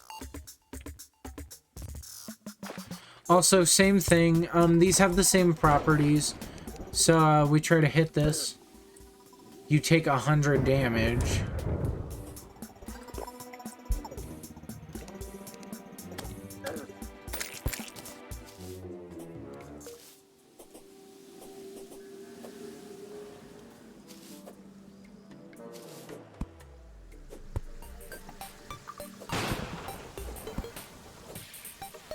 I like how we can, like, Dr. Octopus our way up this.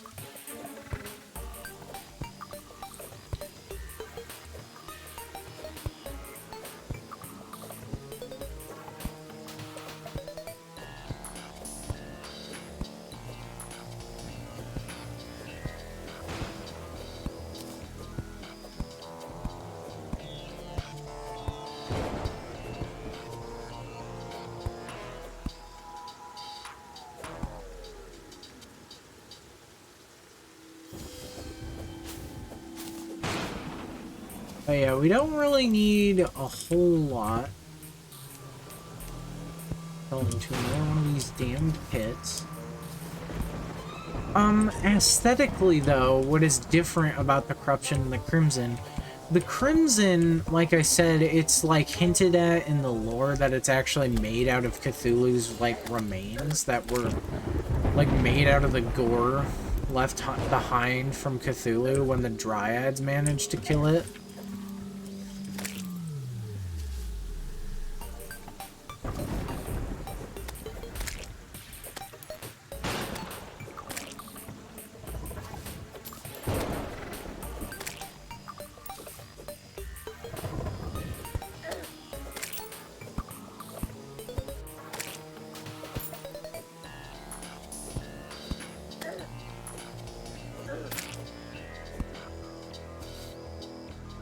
Or when the original Dryads, like, managed to critically wound Cthulhu.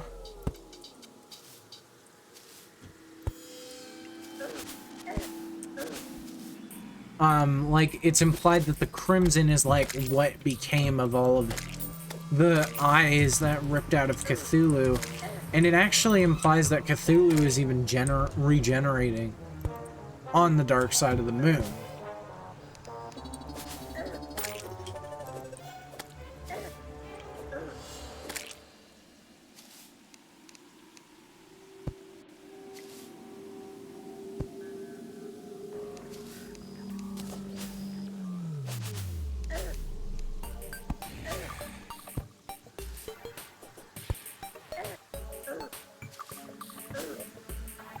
Alright. Rotten chunk. Alright. I think we have enough to go back to our own world. So, why don't we just go ahead and return to our world. Thanos Savannah of whatever I named it. I don't actually remember off the top of my head. But I don't remember if I can't read it. So we can actually now craft Vile Powder. You know, we also can make Frostburn Flaming Arrow and upgrade to Flaming Arrows.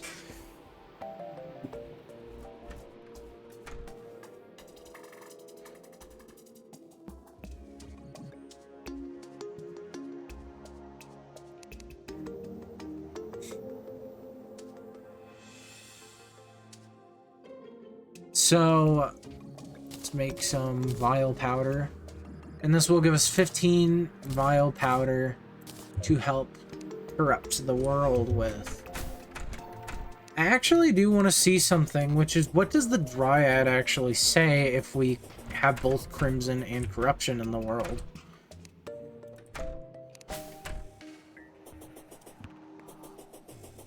Because there are a couple of experiments we're going to go ahead and just try.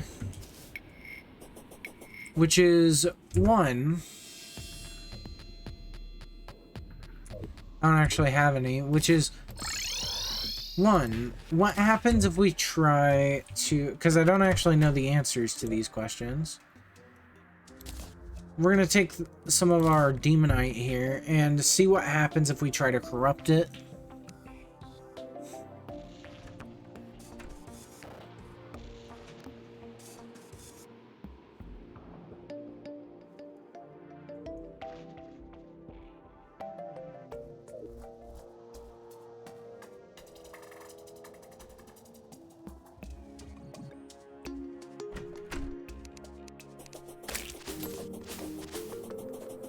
And that's pretty much it. We're gonna see what happens if we try to corrupt it when we start corrupting the world over here. Alright, we're here in the Crimson, not Crimson.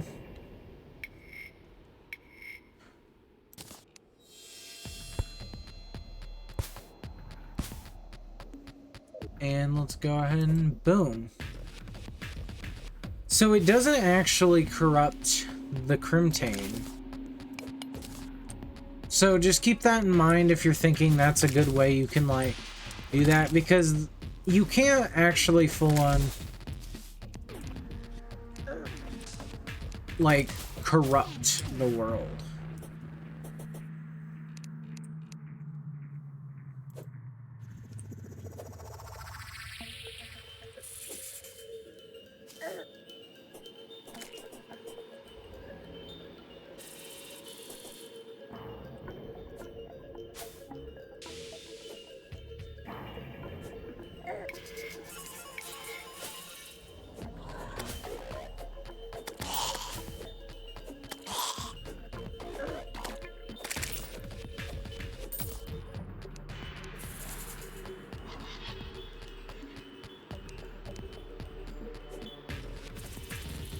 Just so you guys wonder, I'm not going to be showing off, like, everything.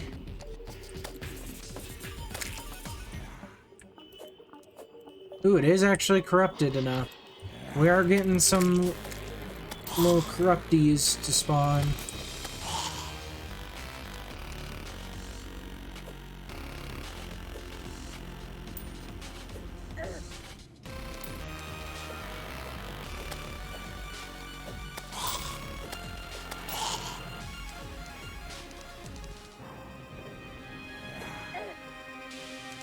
Ooh, that was really good.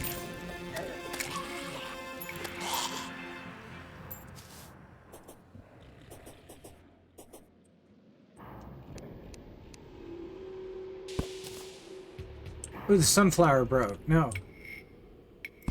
Yeah, if you try to corrupt the sunflower, it actually won't work. So yeah, this is going to be kind of a long process trying to fully corrupt this area, mainly because we have to use powder to do it. But you know, maybe we'll dig up into the Crimstone and try to corrupt it that way. Because this is still technically reading as the Crimson. Up, we're having a little bit of kilobyte drops.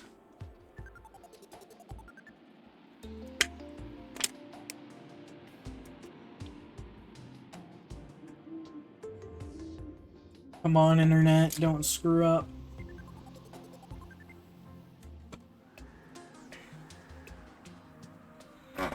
Oh, the drop frames, they're going up.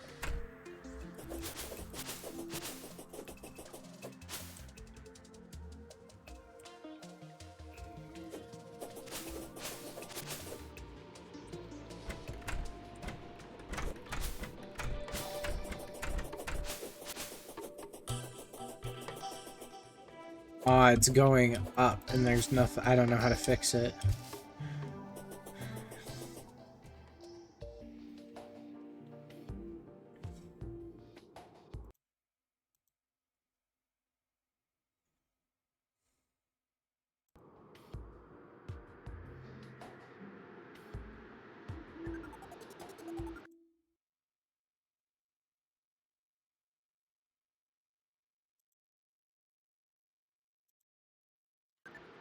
Sorry about that. I switched scenes for a second. Didn't mean to do that.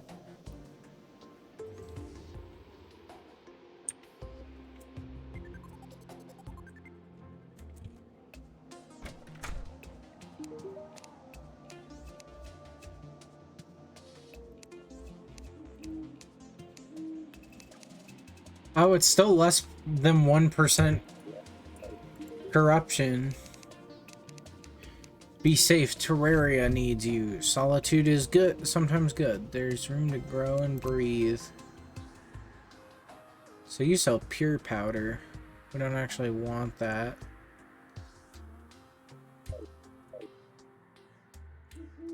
Well, that kind of busted. I was hoping we would get that done.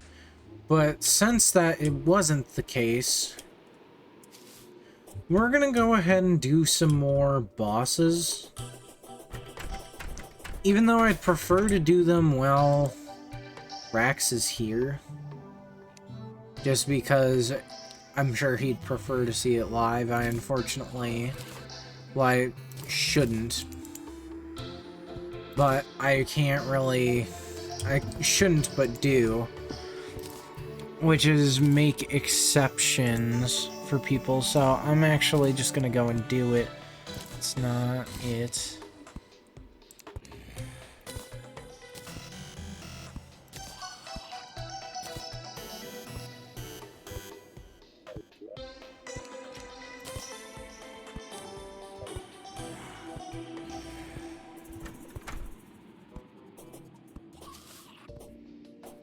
There's something we can do to make the corruption spread faster, and I actually know how.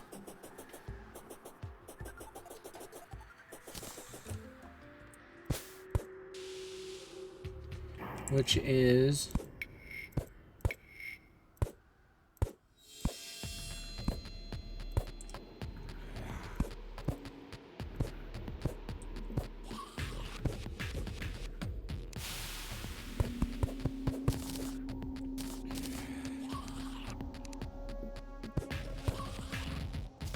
to break the grass.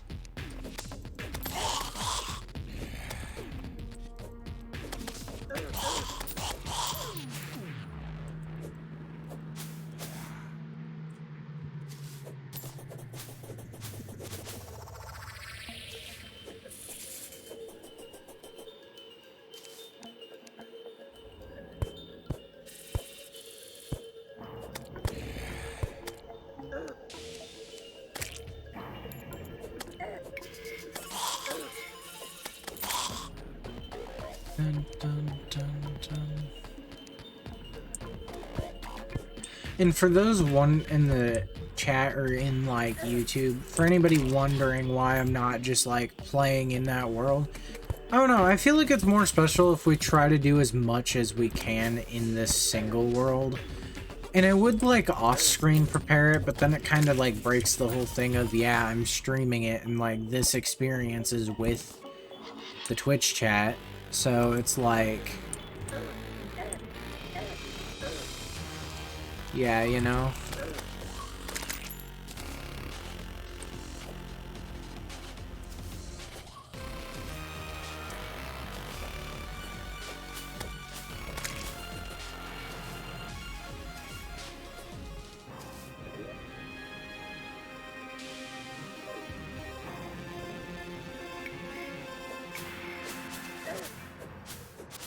The next boss we're gonna fight is the Deerclops. The Deerclops has a couple of...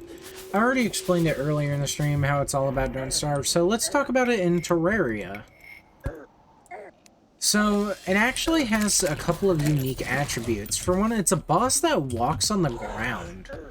There's not a whole lot of bosses that do that, really. that just walk on the ground. It's very peculiar and actually kind of unique behavior. This is mainly because a lot of Terraria bosses aren't actually bipedal. Except for like the raids, or like the wave events.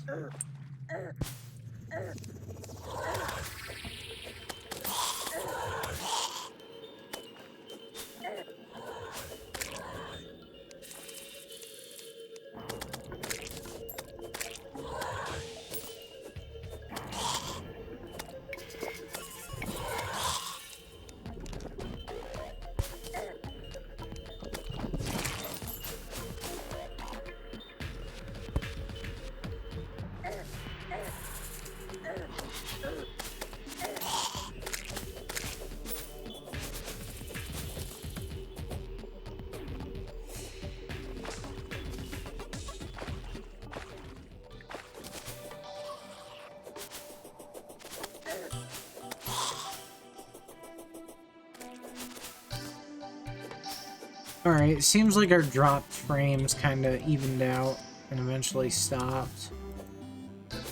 We're still doing better than that one day when, you know, everybody had to fuck with the goddamn router. So, to summon the deer clops, you have to be in a special biome. We have to be in the snow biome, or in the ice biome, or whatever this is called. We have to be in this snow area, and we're actually going to do preparation for this. For one, we're actually going to break these boreal trees to get this boreal wood. Mainly because they're in the way.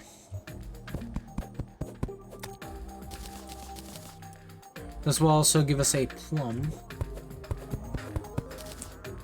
Sugar plums. What the heck is a sugar plum?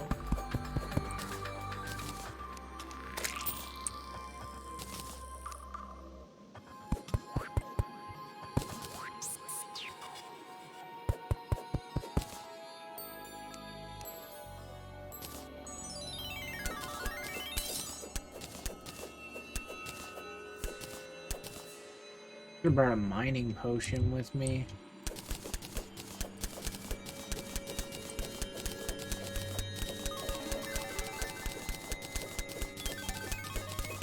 Oh well, it's not super bad anyways, how long it takes.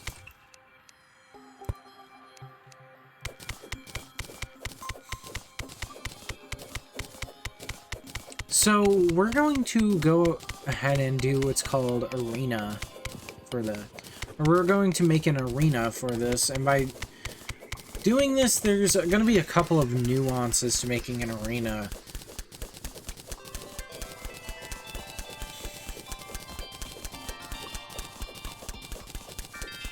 I'm doing it specifically for this boss because this boss is kind of hard to fight without an arena.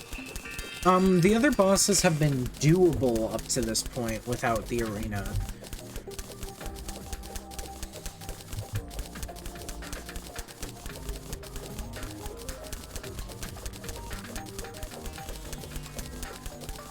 Oh dear God, is that a dead guy over there?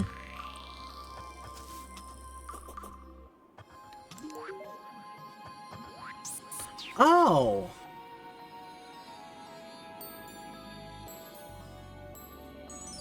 Huh? How did I get here? The last thing I remember was a portal opening in front of me. Feel so out of place without a bar to polish. Finally some peace and quiet. As a bartender, this is a luxury. I'm not a fan of snow. It's bitter. So you sell... You're like your own thing.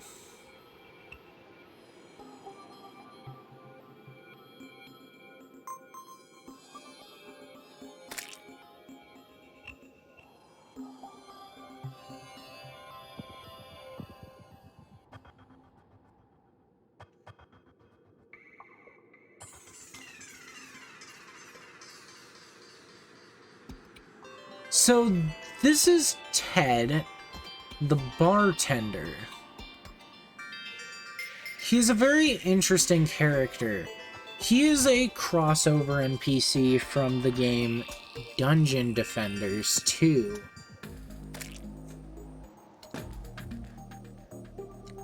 He is interesting. What is that? Is that a flying pirate ship in the background?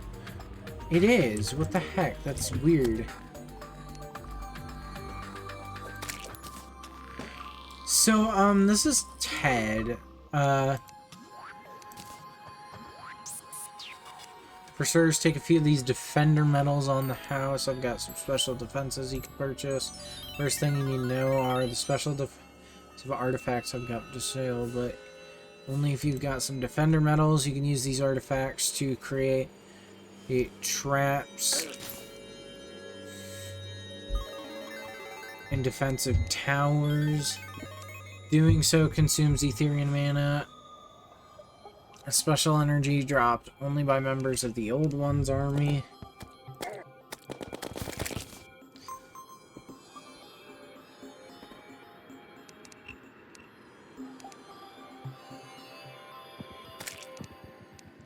Challenging the Old One's army is rather simple. They are attracted to the power of Eternia crystals, and that can be used to bait them out.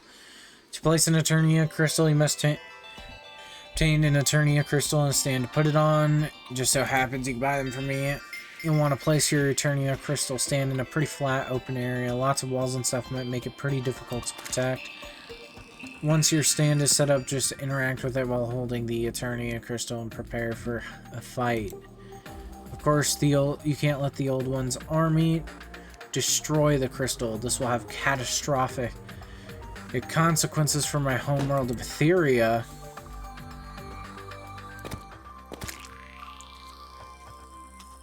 You can place defenses at the cost of 10 Etherian mana. Once placed, the Etherian crystal will release some of this mana. Otherwise, you need to defeat enemies to get more. With the help of these defenses, you will have to repel several waves of invaders who are attempting to destroy both you and the crystal. If you successfully repel the invasion, you'll be awarded with more defender metals, which you can use to purchase more artifacts. I've also heard rumors that the power of the artifacts themselves may be further unlocked if you defeat the Old One's army. Perhaps you could use them anytime you wish. And that's about all that is. Basically, this guy is access to another boss, and he's also like our first introduction to alcohol in Terraria. I know it existed in the game prior to him being in the game, but he is the first like way you can obtain alcohol in Terraria.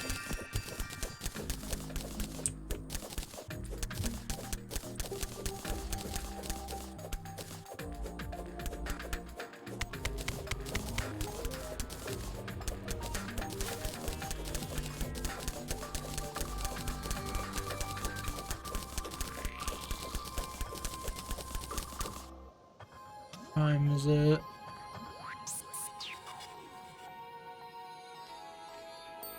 $12:28. I can do a little longer.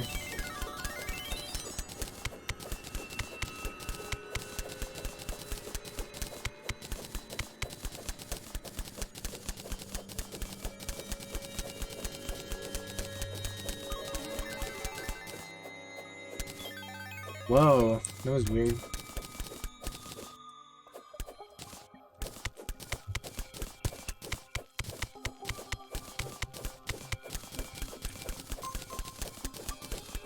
One of the hardest things about working in retail, for me at least, is understanding people's accents is like one big thing.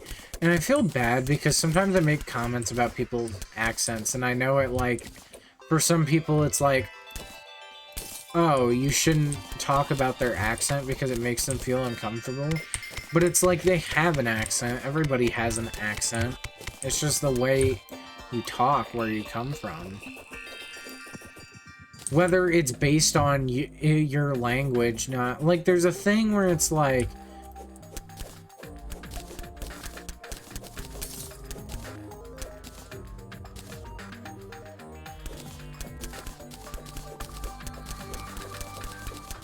Whether it's a thing where it's like, oh, you don't speak English as your first language, so you speak odd because of that.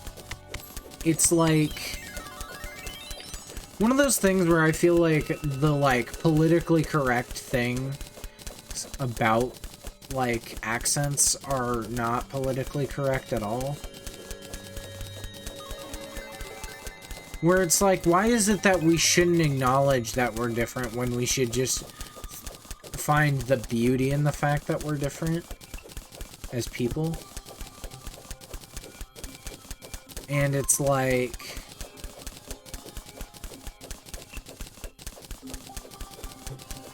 you know, why do I have to sit there and not acknowledge that people are different from me?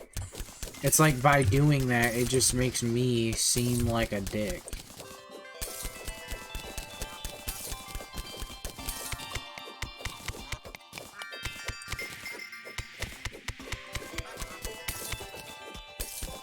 And because of that,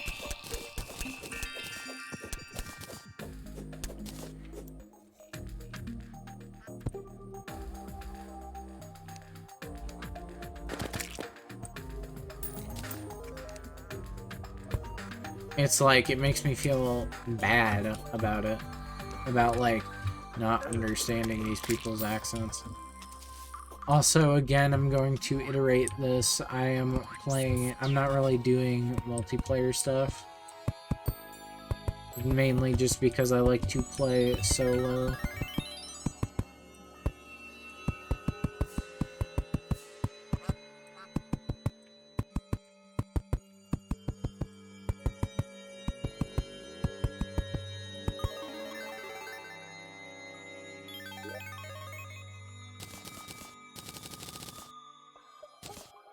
So defender medals are really interesting. They're just kind of a secondary currency.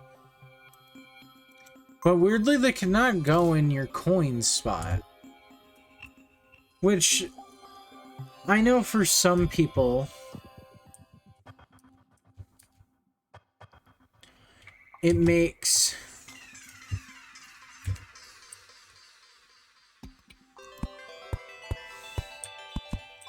the defender medals very annoying to use.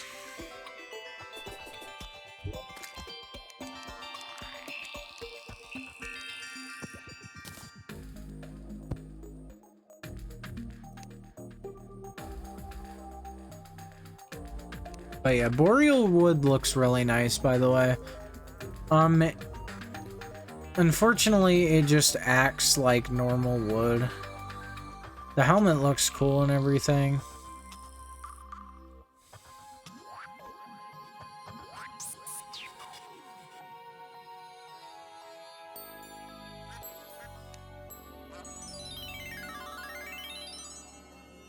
Go ahead and make a frozen campfire. That's pretty cool. Campfire. Alright, I feel like we might be ready to fight the deer clops like this, so, why don't we go ahead and try it? So...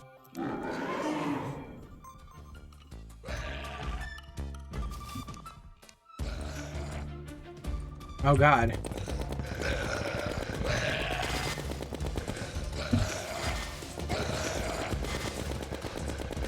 Deerclops is a very interesting boss.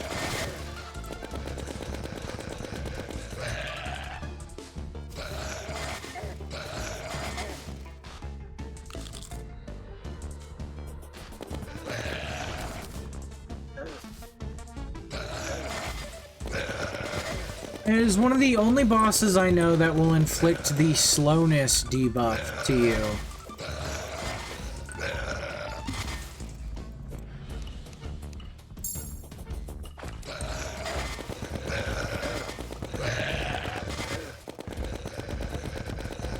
So he has a couple of attacks. One of them is this ice spike-like attack.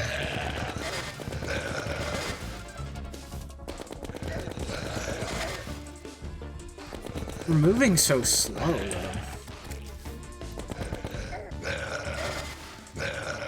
a lot slower than I would like.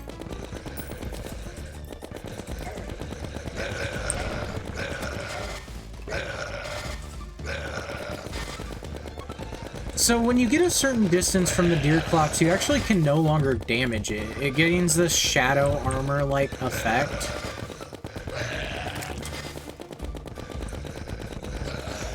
Meaning that you kind of have to mid-range it.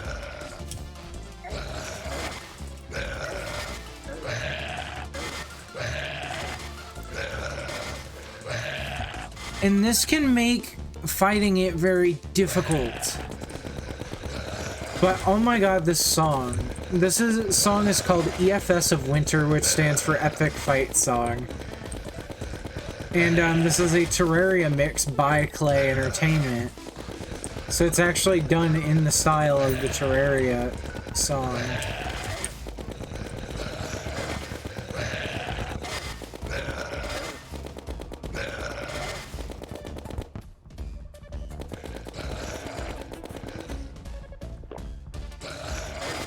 Deerclops is also very interesting because it actually won't despawn if you get killed by it.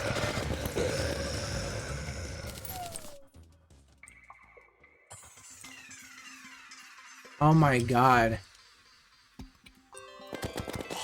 That actually ended up being pretty tough. It must slow you down when you're near it.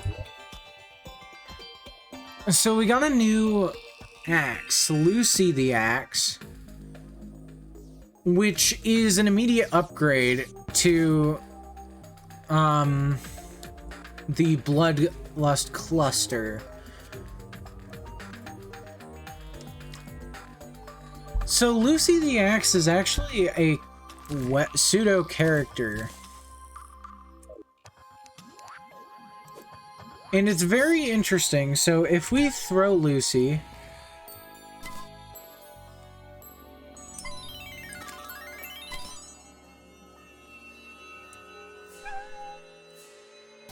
it actually talks to you.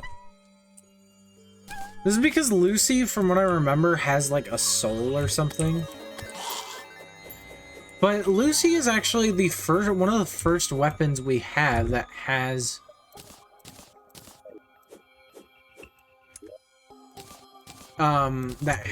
very fast auto swing.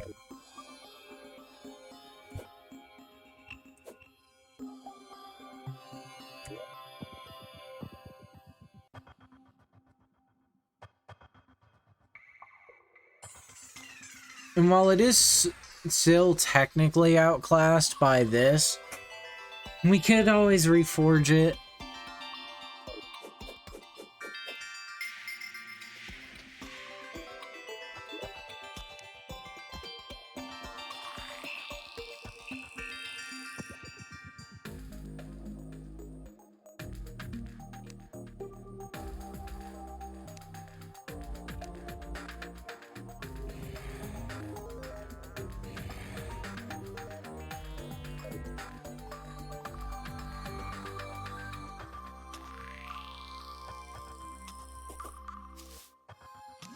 But yeah, the Deerclops, pretty cool boss. I really like it. It is one of the only times they've added a pre-hard mode boss into the game after they added the mechanical bosses to the game.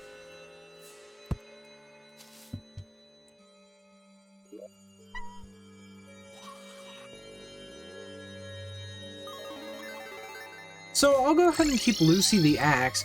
Lucy the Axe is actually if I remember right, one of the best axes in the game, because it has 150 axe power.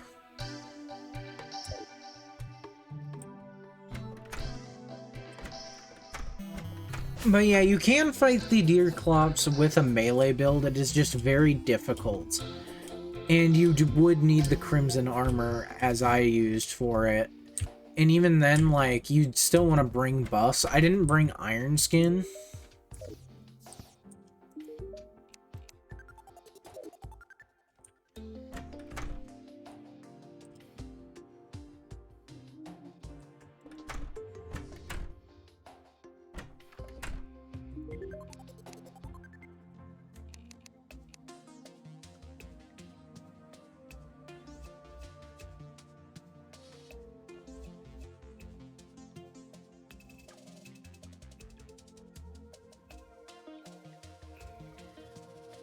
And we're kind of balling right now, so let's just grab a couple of things.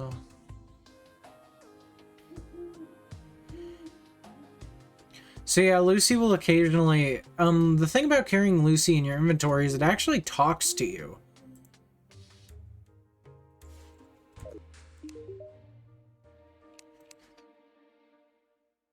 Lucy the Axe...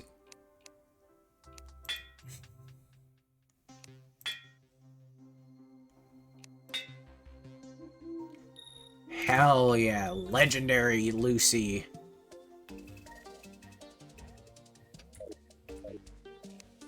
There we go.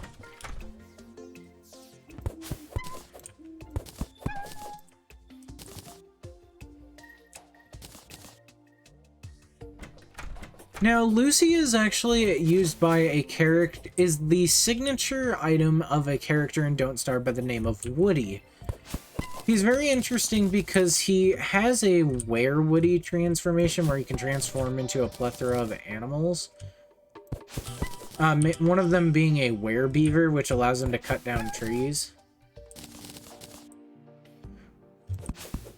But yeah, now if we want to cut down trees, say no more. You need wood. Lucy will give you wood. I shouldn't have said it like that. And she even works as a weapon. Like, really good as a weapon. She actually outclasses our Blood Butcher a lot.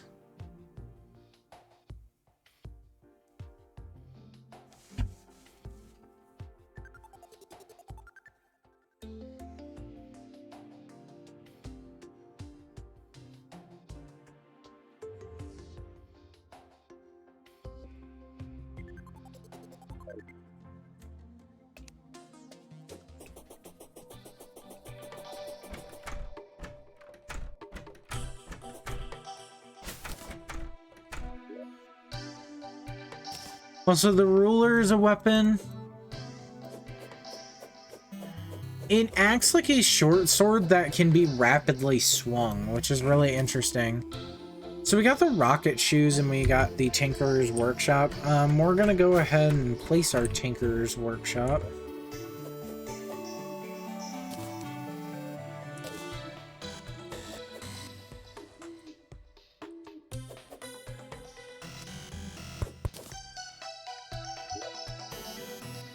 And we're gonna go ahead and place that right here. And then by coming near it, we can get upgrades. Specifically,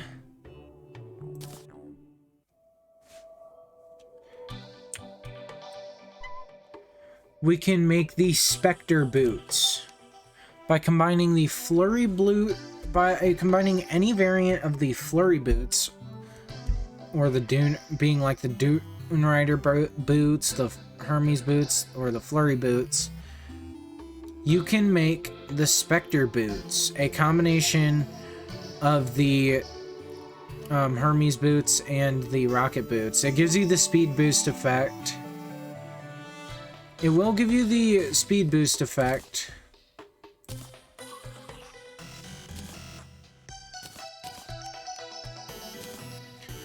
But while we will lose our fast speed running, we can actually fly now.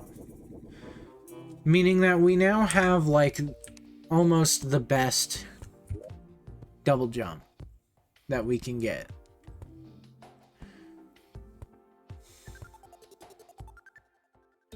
Here's actually the thing. Because of how good Lucy the Axe is, we're actually going to take the Blood Butcher out of our inventory. Something I didn't ever think we would do is remove a sword from our inventory because of that.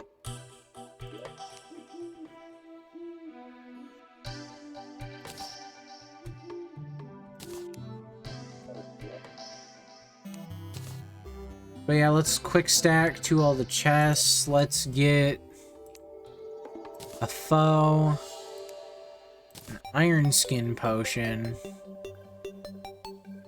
and a regen potion.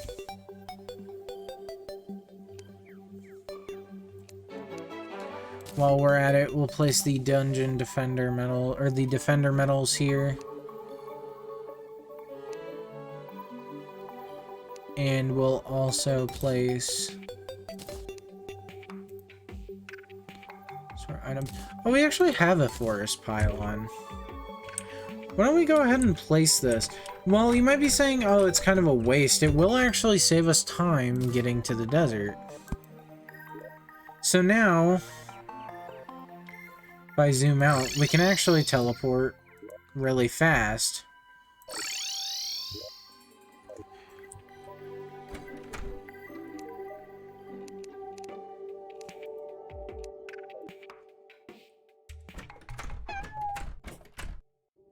Chop, chop, hey.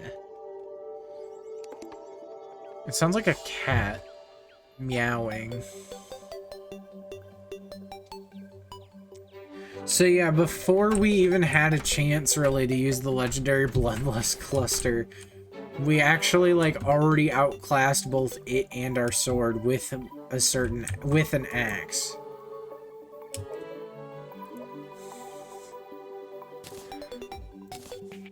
Yeah, so killing the Deerclops can actually be worth it, especially if you want to get a good weapon.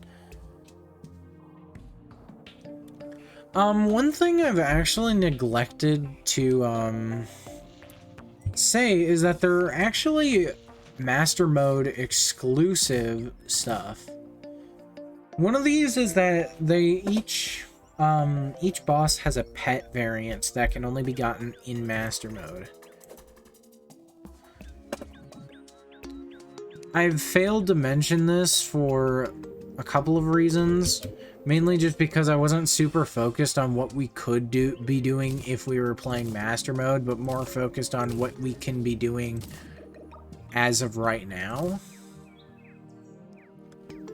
So, I'd like to apologize for that,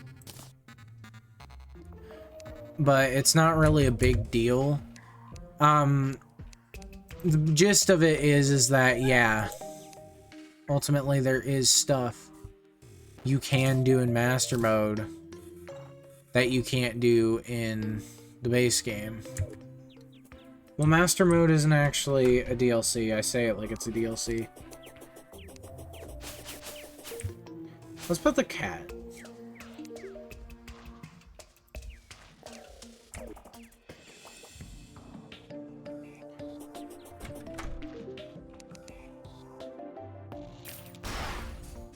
And we'll go ahead and buy the dog license.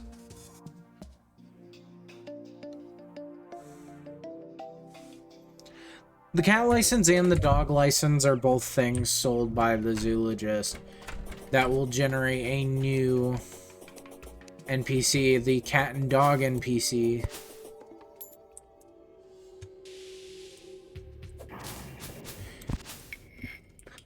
People are gonna get so confused seeing this.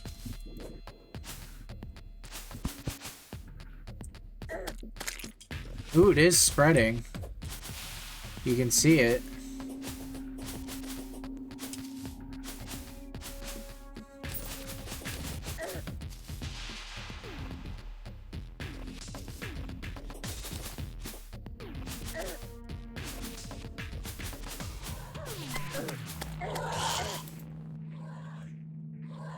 Let's find a small grove and just go nuts.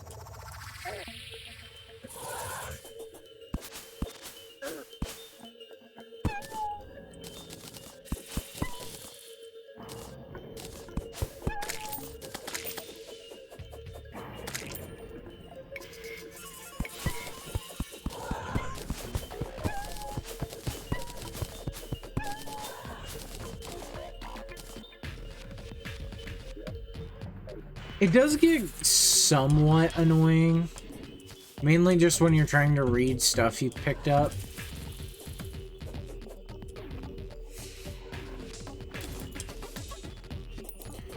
But yeah, it's fun to have, Lucy. It's one of those things where it's like a really good weapon with some annoying drawback, and in this case it just happens to be it speaks a lot and whines and just acts like a child. I don't remember the lore behind Lucy the Axe, so I might research that and talk about that in the next stream.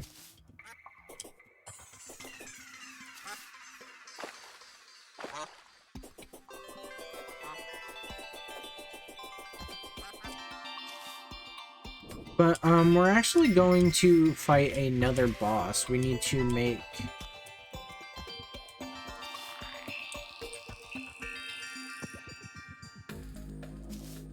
more stuff.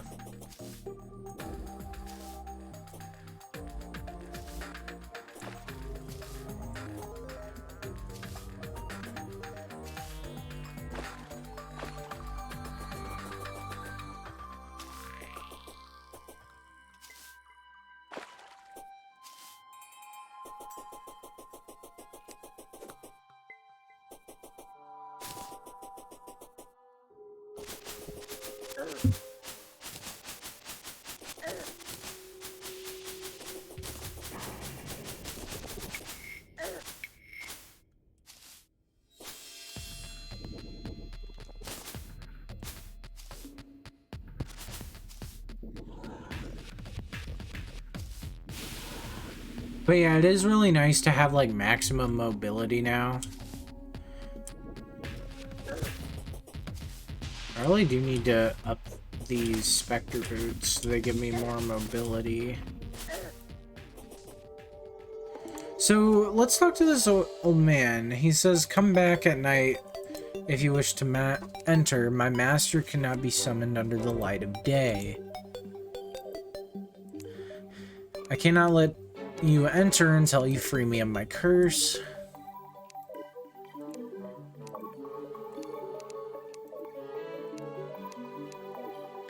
He is very interesting. So, this is the dungeon. A very creepy place.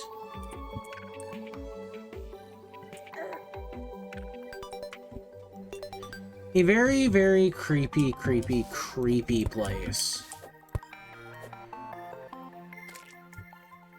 Yeah. So the dungeon is like I said, it's a very, very creepy place.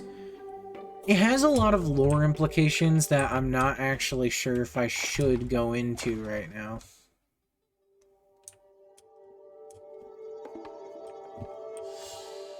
Basically, the dungeon will come important. It comes important to the lore.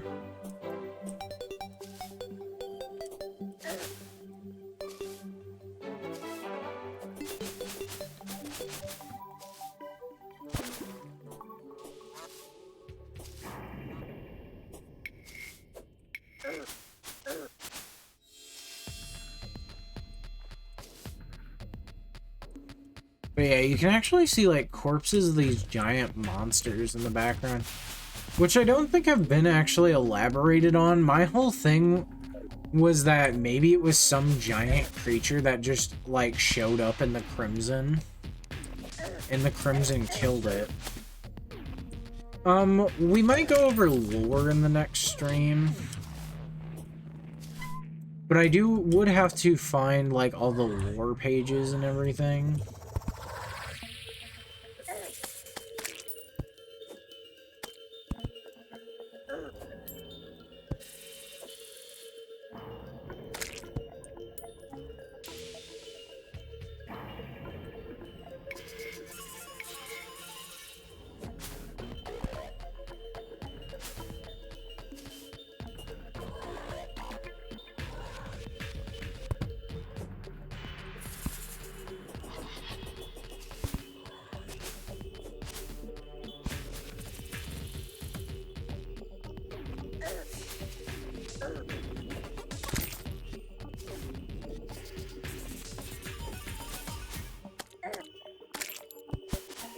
But yeah, so we're just gonna mess around here for a bit up until it hits nighttime.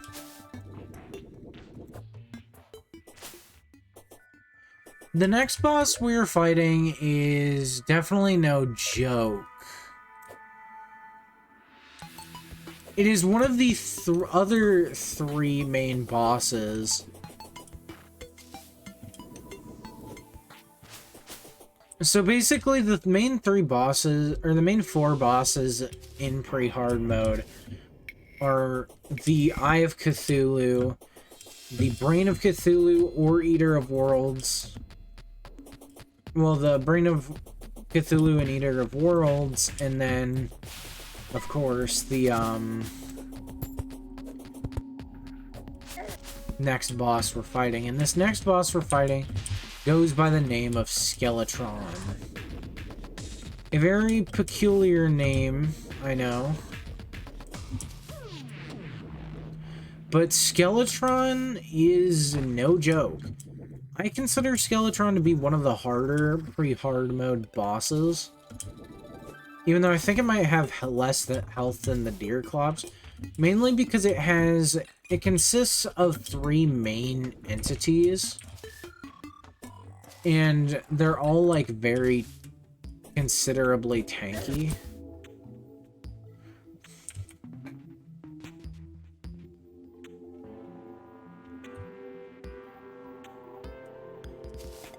All of them are pretty considerably tanky.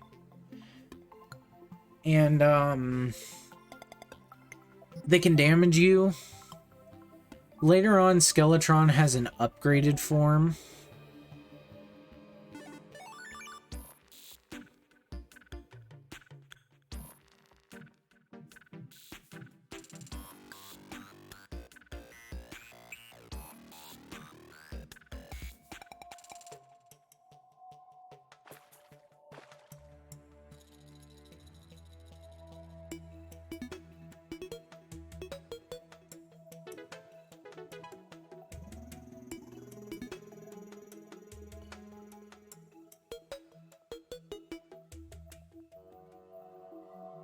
But the implications about Skeletron are very interesting. So, as I mentioned, when the Dryads killed Cthulhu, or when the Dryads clashed with Cthulhu, it mentioned that they tore out pieces of his skeleton, his eyes and his brain generating into Eyes of Cthulhu and Brains of Cthulhu. And also ultimately causing the Crimson. However, the bits of his bones actually would go on to become Skeletron. Basically, Skeletron is a very interesting boss in that it's only semi-implied that there's multiple. But weirdly, Skeletron will always be bound to this NPC. The old man. He mentions that he's been afflicted with a curse, but you don't really know how until later. But yes, he's been afflicted with a curse.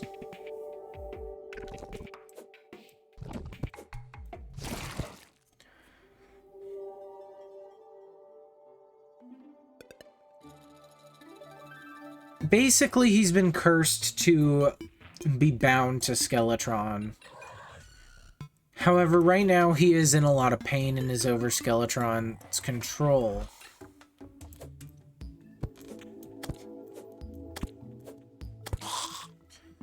And, yeah, unfortunately, to free him from Skeletron's control, we have to do something not so great. We kind of have to kill him.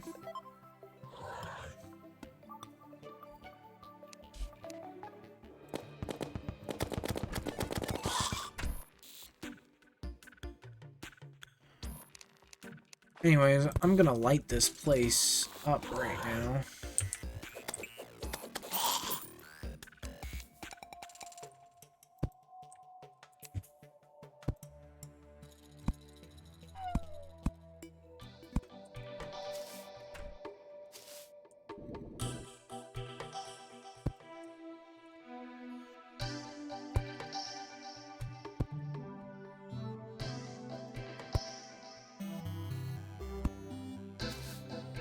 we're gonna go ahead and light this place up as much as possible before we go ahead and fight this next boss.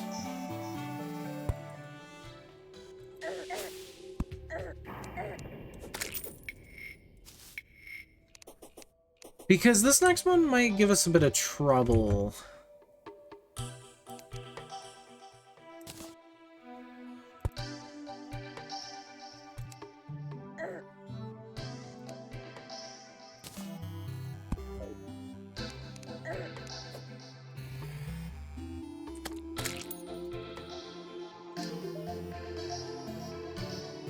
Please, battle my captor and free me, I beg you.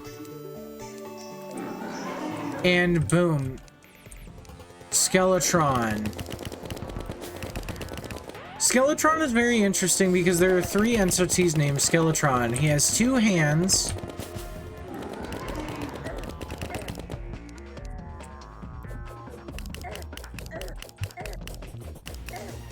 Oh. That's right, buffs.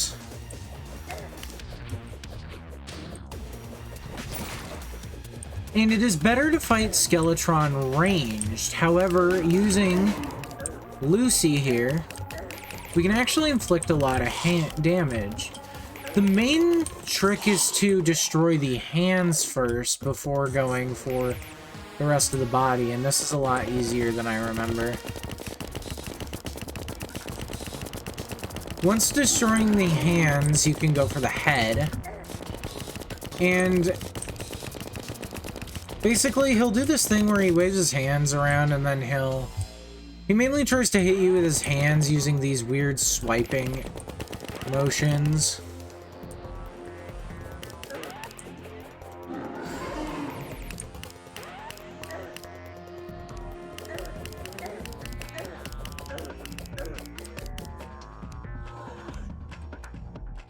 But, overall, he's actually pretty easy, a lot easier than I remember, so... Yeah, unfortunately for the Clother, we had to kill him. Or at least so you think. But we got the achievement Boned. Defeat Skeletron, the cursed guardian of the dungeon. If you try to enter the dungeon, I mentioned not going in deeper. If you try to go into the dungeon before defeating Skeletron, you will actually encounter an even stronger version of Skeletron in the dungeon called the Guardian, which will one-shot you after randomly showing up. And the Guardian will proceed to chase you until it kills you unless you magic mirror away, as far as I know. It goes away when you magic mirror.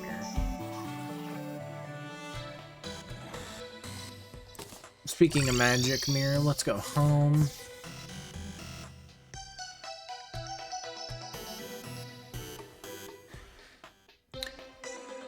So we actually got a reference to another YouTuber/streamer. This is Chippy's Couch. Chippy is a Terraria streamer known particularly for their interest in the Clother as a character and also the old man who is the Clother. So, yeah. Hello, Terraria enthusiasts. Or Terraria enthusiasts. So, yeah, pretty neat that they added a reference to them in the game.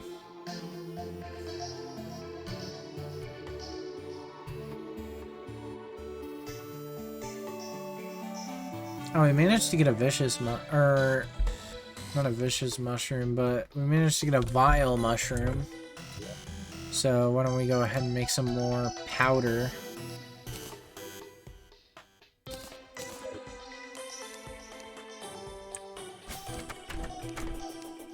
And, you know, try to spread the corruption.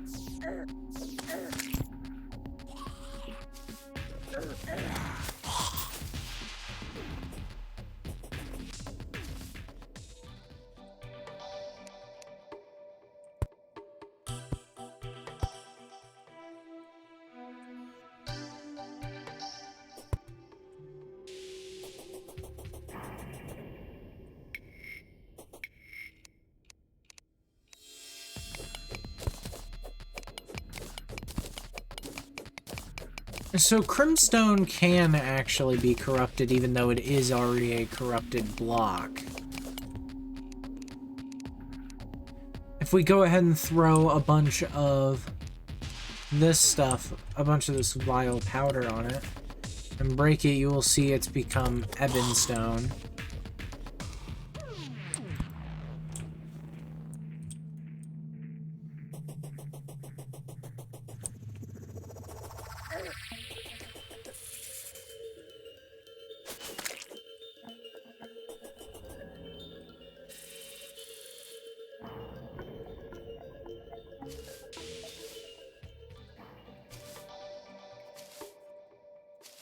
But yeah, Skeletron is actually a very interesting boss.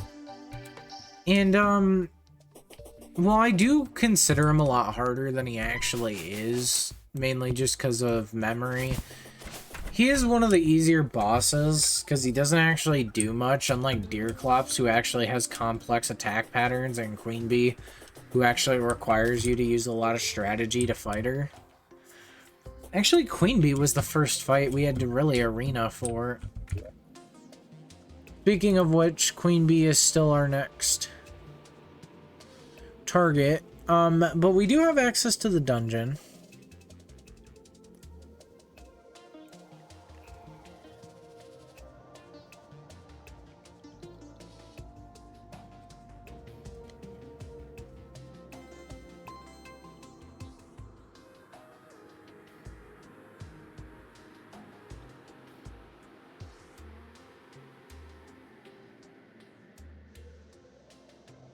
But yeah, here we can actually see a bunch of stuff.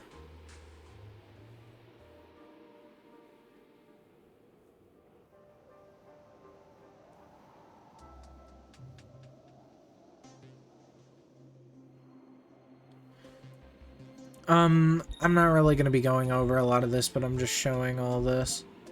Mainly just because I don't want to super spoil for anybody.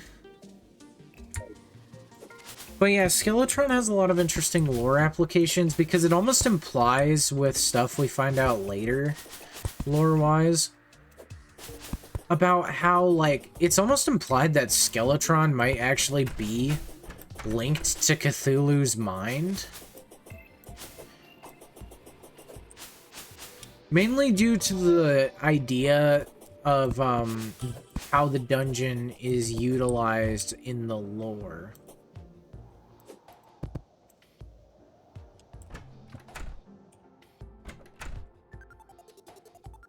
Oh god.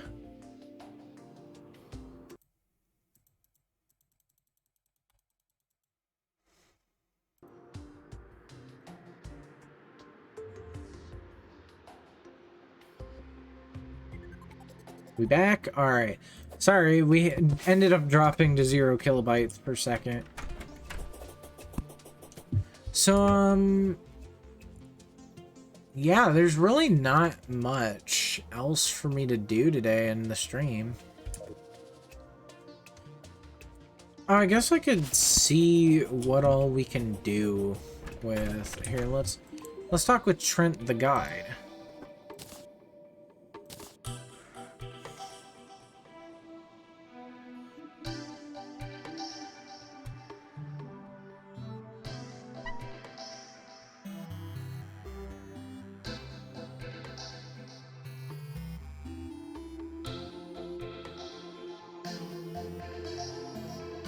Do I even have a stopwatch?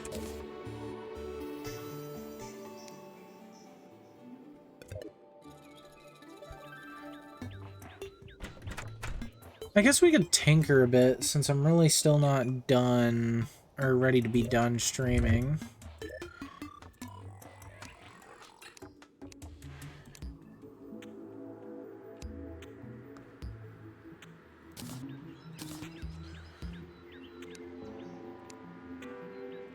Be in Misk. Or actually, wouldn't it be in Equipables if I had stuff?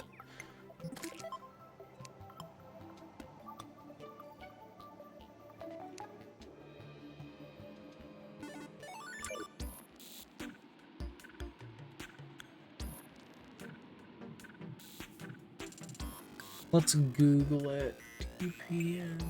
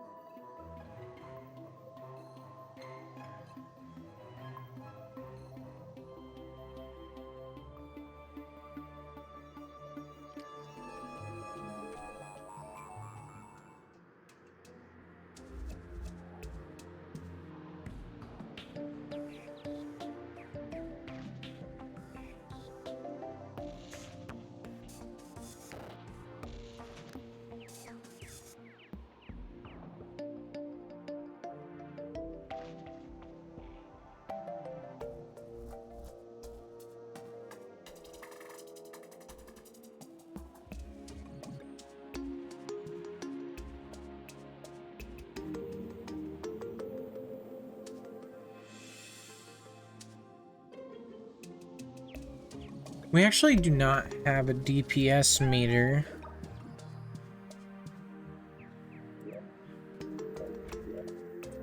At least not as far as I know.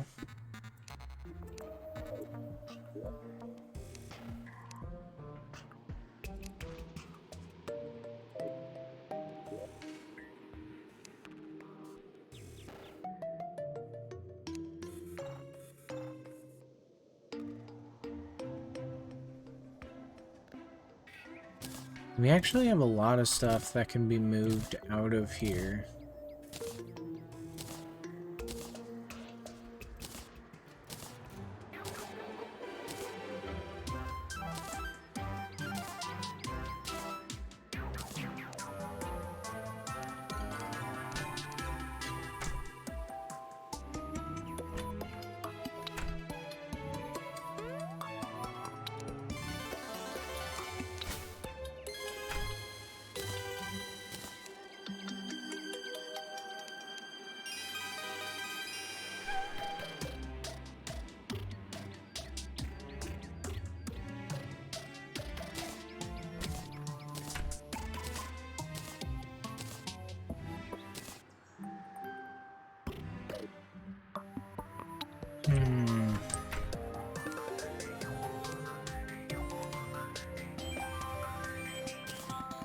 What can we craft with you?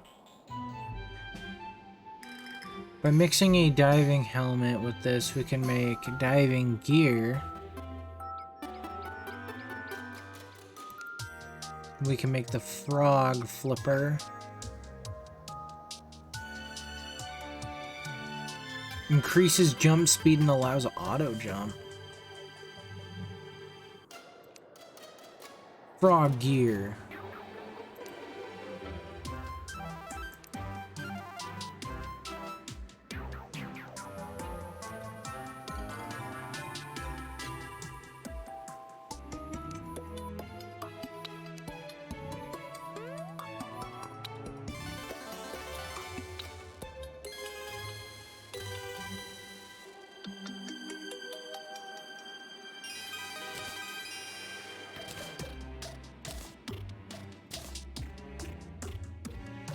So this can be upgrading the fairy boots if you use the flower. But actually, if we get an aglet and an anklet of the wind, we can upgrade these further to the lightning boots, which is equipable. Allows flight, super fast running, and 8% increased movement speed.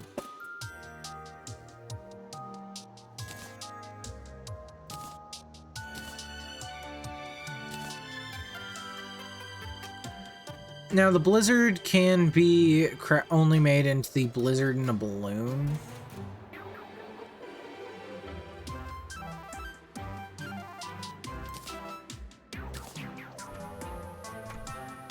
So yeah, just be aware of that. We can actually mix this by mixing a depth meter. And by mixing a depth meter and a compass with this, we can make the GPS.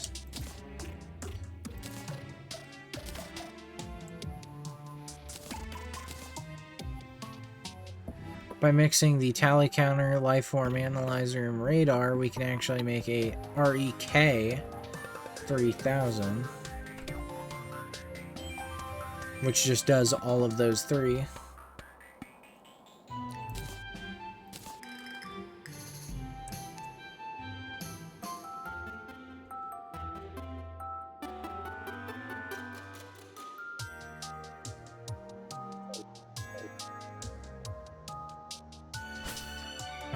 What else could we make?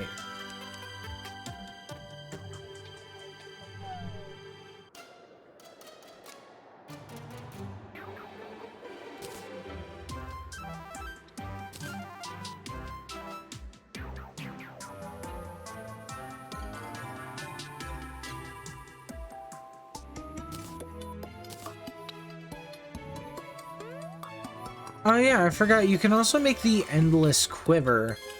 This is pretty similar to another item, which is the musket ball pouch, which pretty much gives you endless ammo of this type. This is actually really useful when combined with a later weapon, which will turn all of your arrows shot into something. So unholy arrows are a thing. Hellfire arrows are a thing. Cursed arrows are a thing. Holy arrows. Venom arrows, which you need a vial of venom. These all do something, and it's all pretty self-explanatory what exactly they do.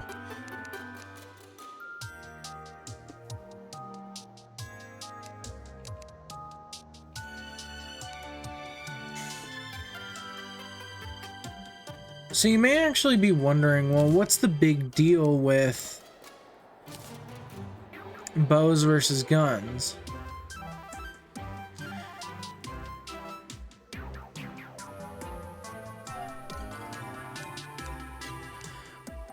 So the thing is that there really isn't. Oh, here's the endless musket pouch, by the way. The endless musket pouch requires you to have a bunch of musket balls. It's honestly just easier to make this.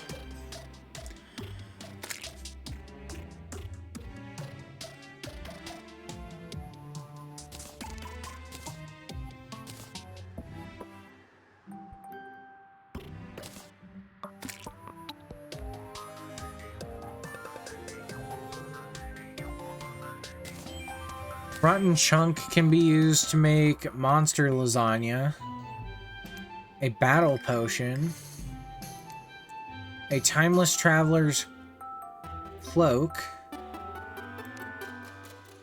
timeless traveler's footwear,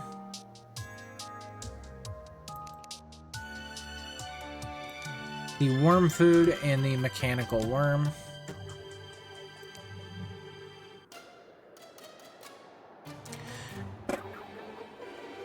I imagine that if I switch this, you can still make the mechanical worm.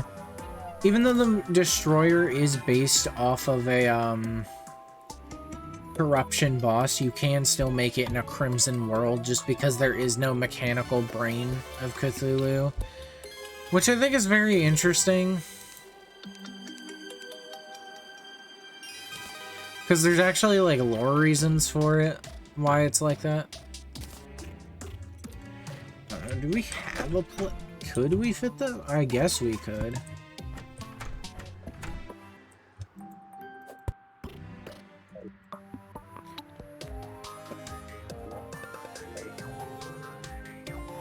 If I remember right, this is actually like based off of Chippy's couch that appears in his streams, too.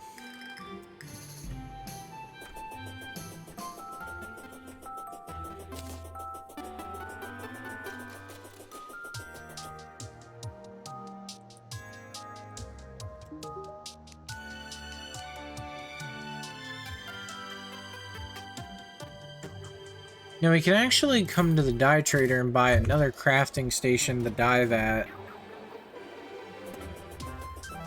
I don't think we have this, but we actually might. No, we don't. We had the loom. So the dye vat will actually allow us to make dyes.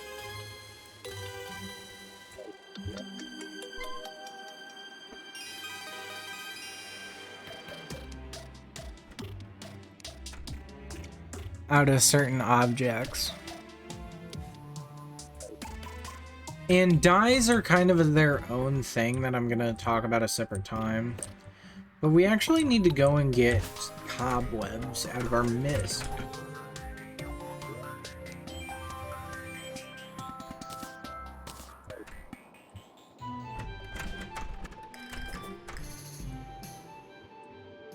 We have almost 1,000 cobwebs. So we can actually make all of it into silk, or most of it rather. Silk is really interesting. So silk can be used to make these custom banners. And it can be used to make clothes.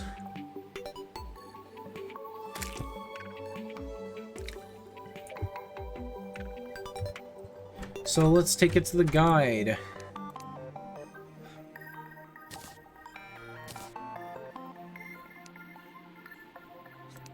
And as you can see, there are so many things that require silk.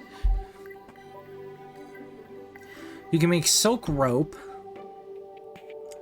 You can make a Molotov cocktail, which requires 5 ale, pink gel, silk, and torch.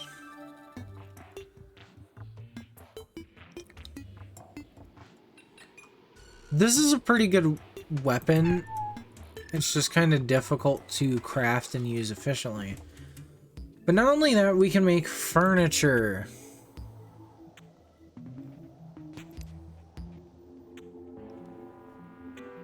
However, we would need a sawmill for all this.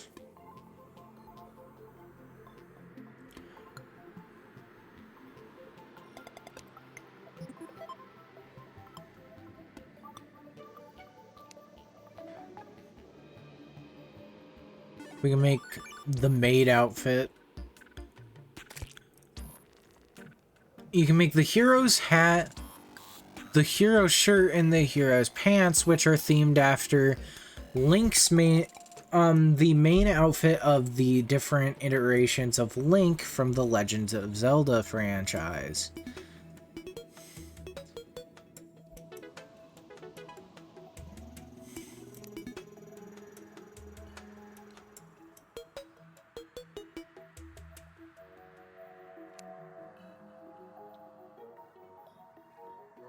We can make a superhero mask, a superhero costume, and superhero tights. I don't actually know if that's themed after a real superhero or not. Wandering Yukata, Wandering Gita.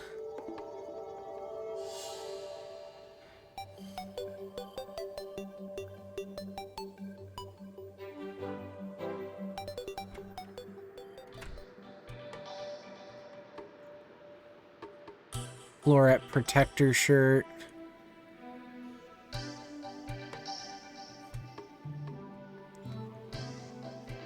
ID.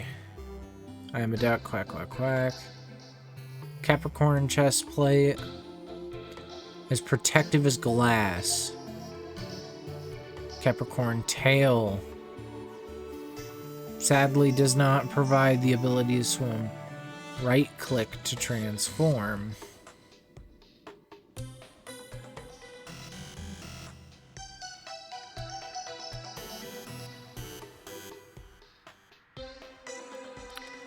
The laser blazer, the pinstripe pants.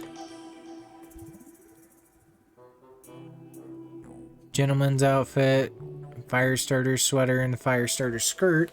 These both being a reference to Don't Starve.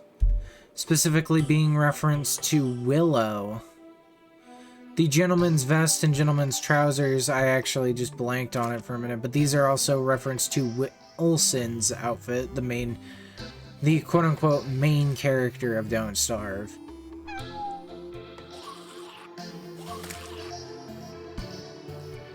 You can also make actual summoner armor here. You can make the Obsidian Outlaw hat, which requires shadow scales, the Obsidian long coat, and the Obsidian pants, and you can also do this with, instead of shadow scales, you can do it with tissue samples. We can also make thrones, which can be done with gold or platinum, and we can also make the Naughty Present, which summons the Frost Moon, which is something we will get into much later because that is very much a hard mode thing.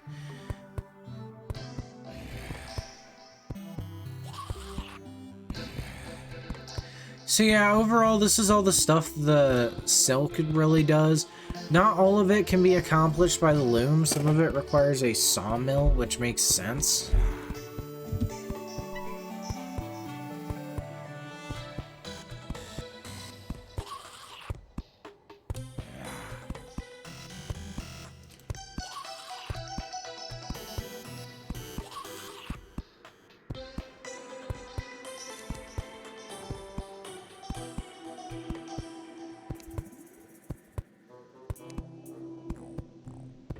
A spider bed. Ugh, I don't like that idea in my head. But yeah, creating furniture will require the sawmill. Creating clothes will require the loom. That's the main difference here.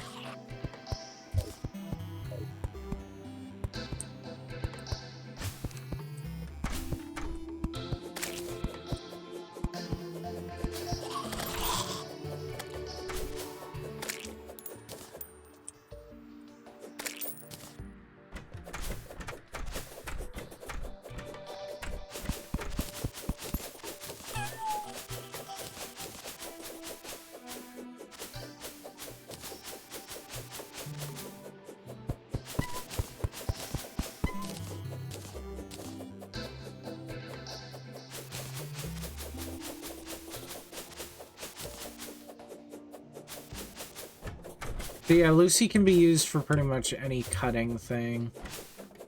You can hear them starting to get tired.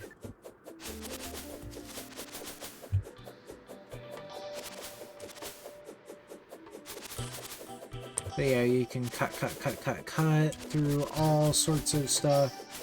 Especially grass and the like. It also really helps with those pesky mushroom creatures in the mushroom biome, so yeah.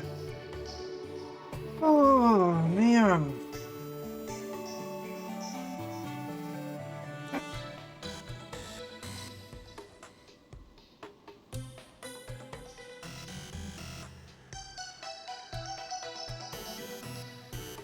So, yeah, I think with that we'll be done for the night. I want to thank everybody for joining the stream. We got a lot done this stream. In the next episode, or in next stream, I don't exactly know. Next time I don't know what we're gonna do.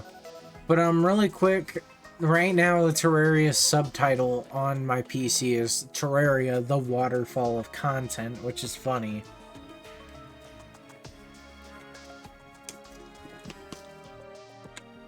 To me. Specifically because they can't really decide if they're updating the game or if they're gonna quit. So, yeah, I think with that, what the heck?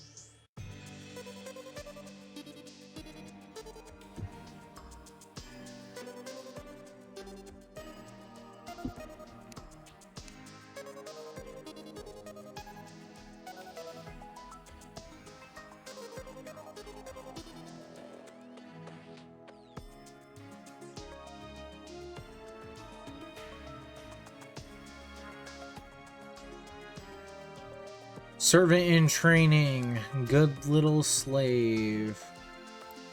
Trout monkey. Fast and fishious.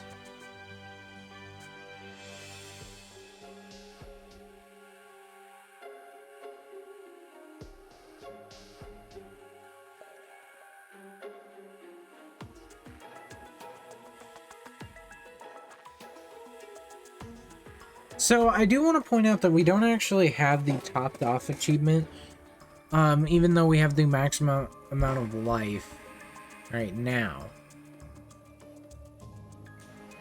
So there is the Slayer of Worlds, which is defeat every boss in Terraria, and as of right now, there are 15 bosses in Terraria. We've defeated a grand total of 4 bosses. Even though I think certain bosses apply to this and certain ones don't. Because we've defeated... Eye of Cthulhu. So we've defeated King Slime, Eye of Cthulhu, Deer Clops, Skeletron. No, that's 4. Or no, wait. Eye of Cthulhu, King Slime, Deer Clops, Brain of Cthulhu, Skeletron. Maybe it doesn't count, the thing.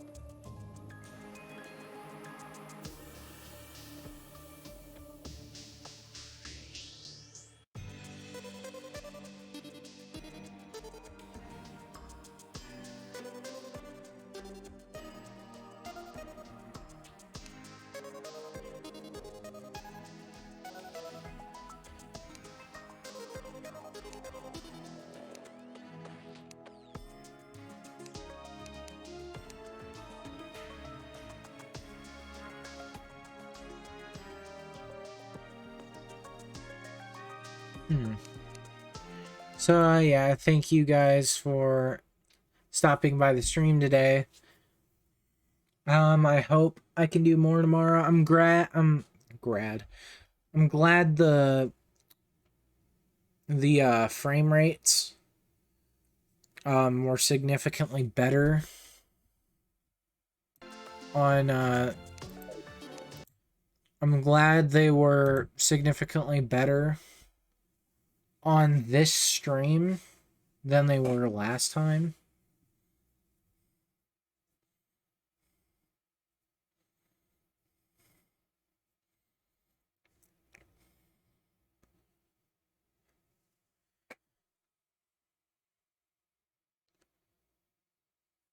I'm really sorry because like last time we lost like 20,000 frames and I felt really awful. This time we only lost about 5,000 frames and we're running at 30 frames per second.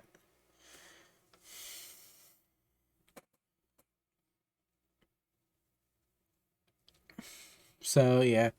Well, at least that's what OBS runs at.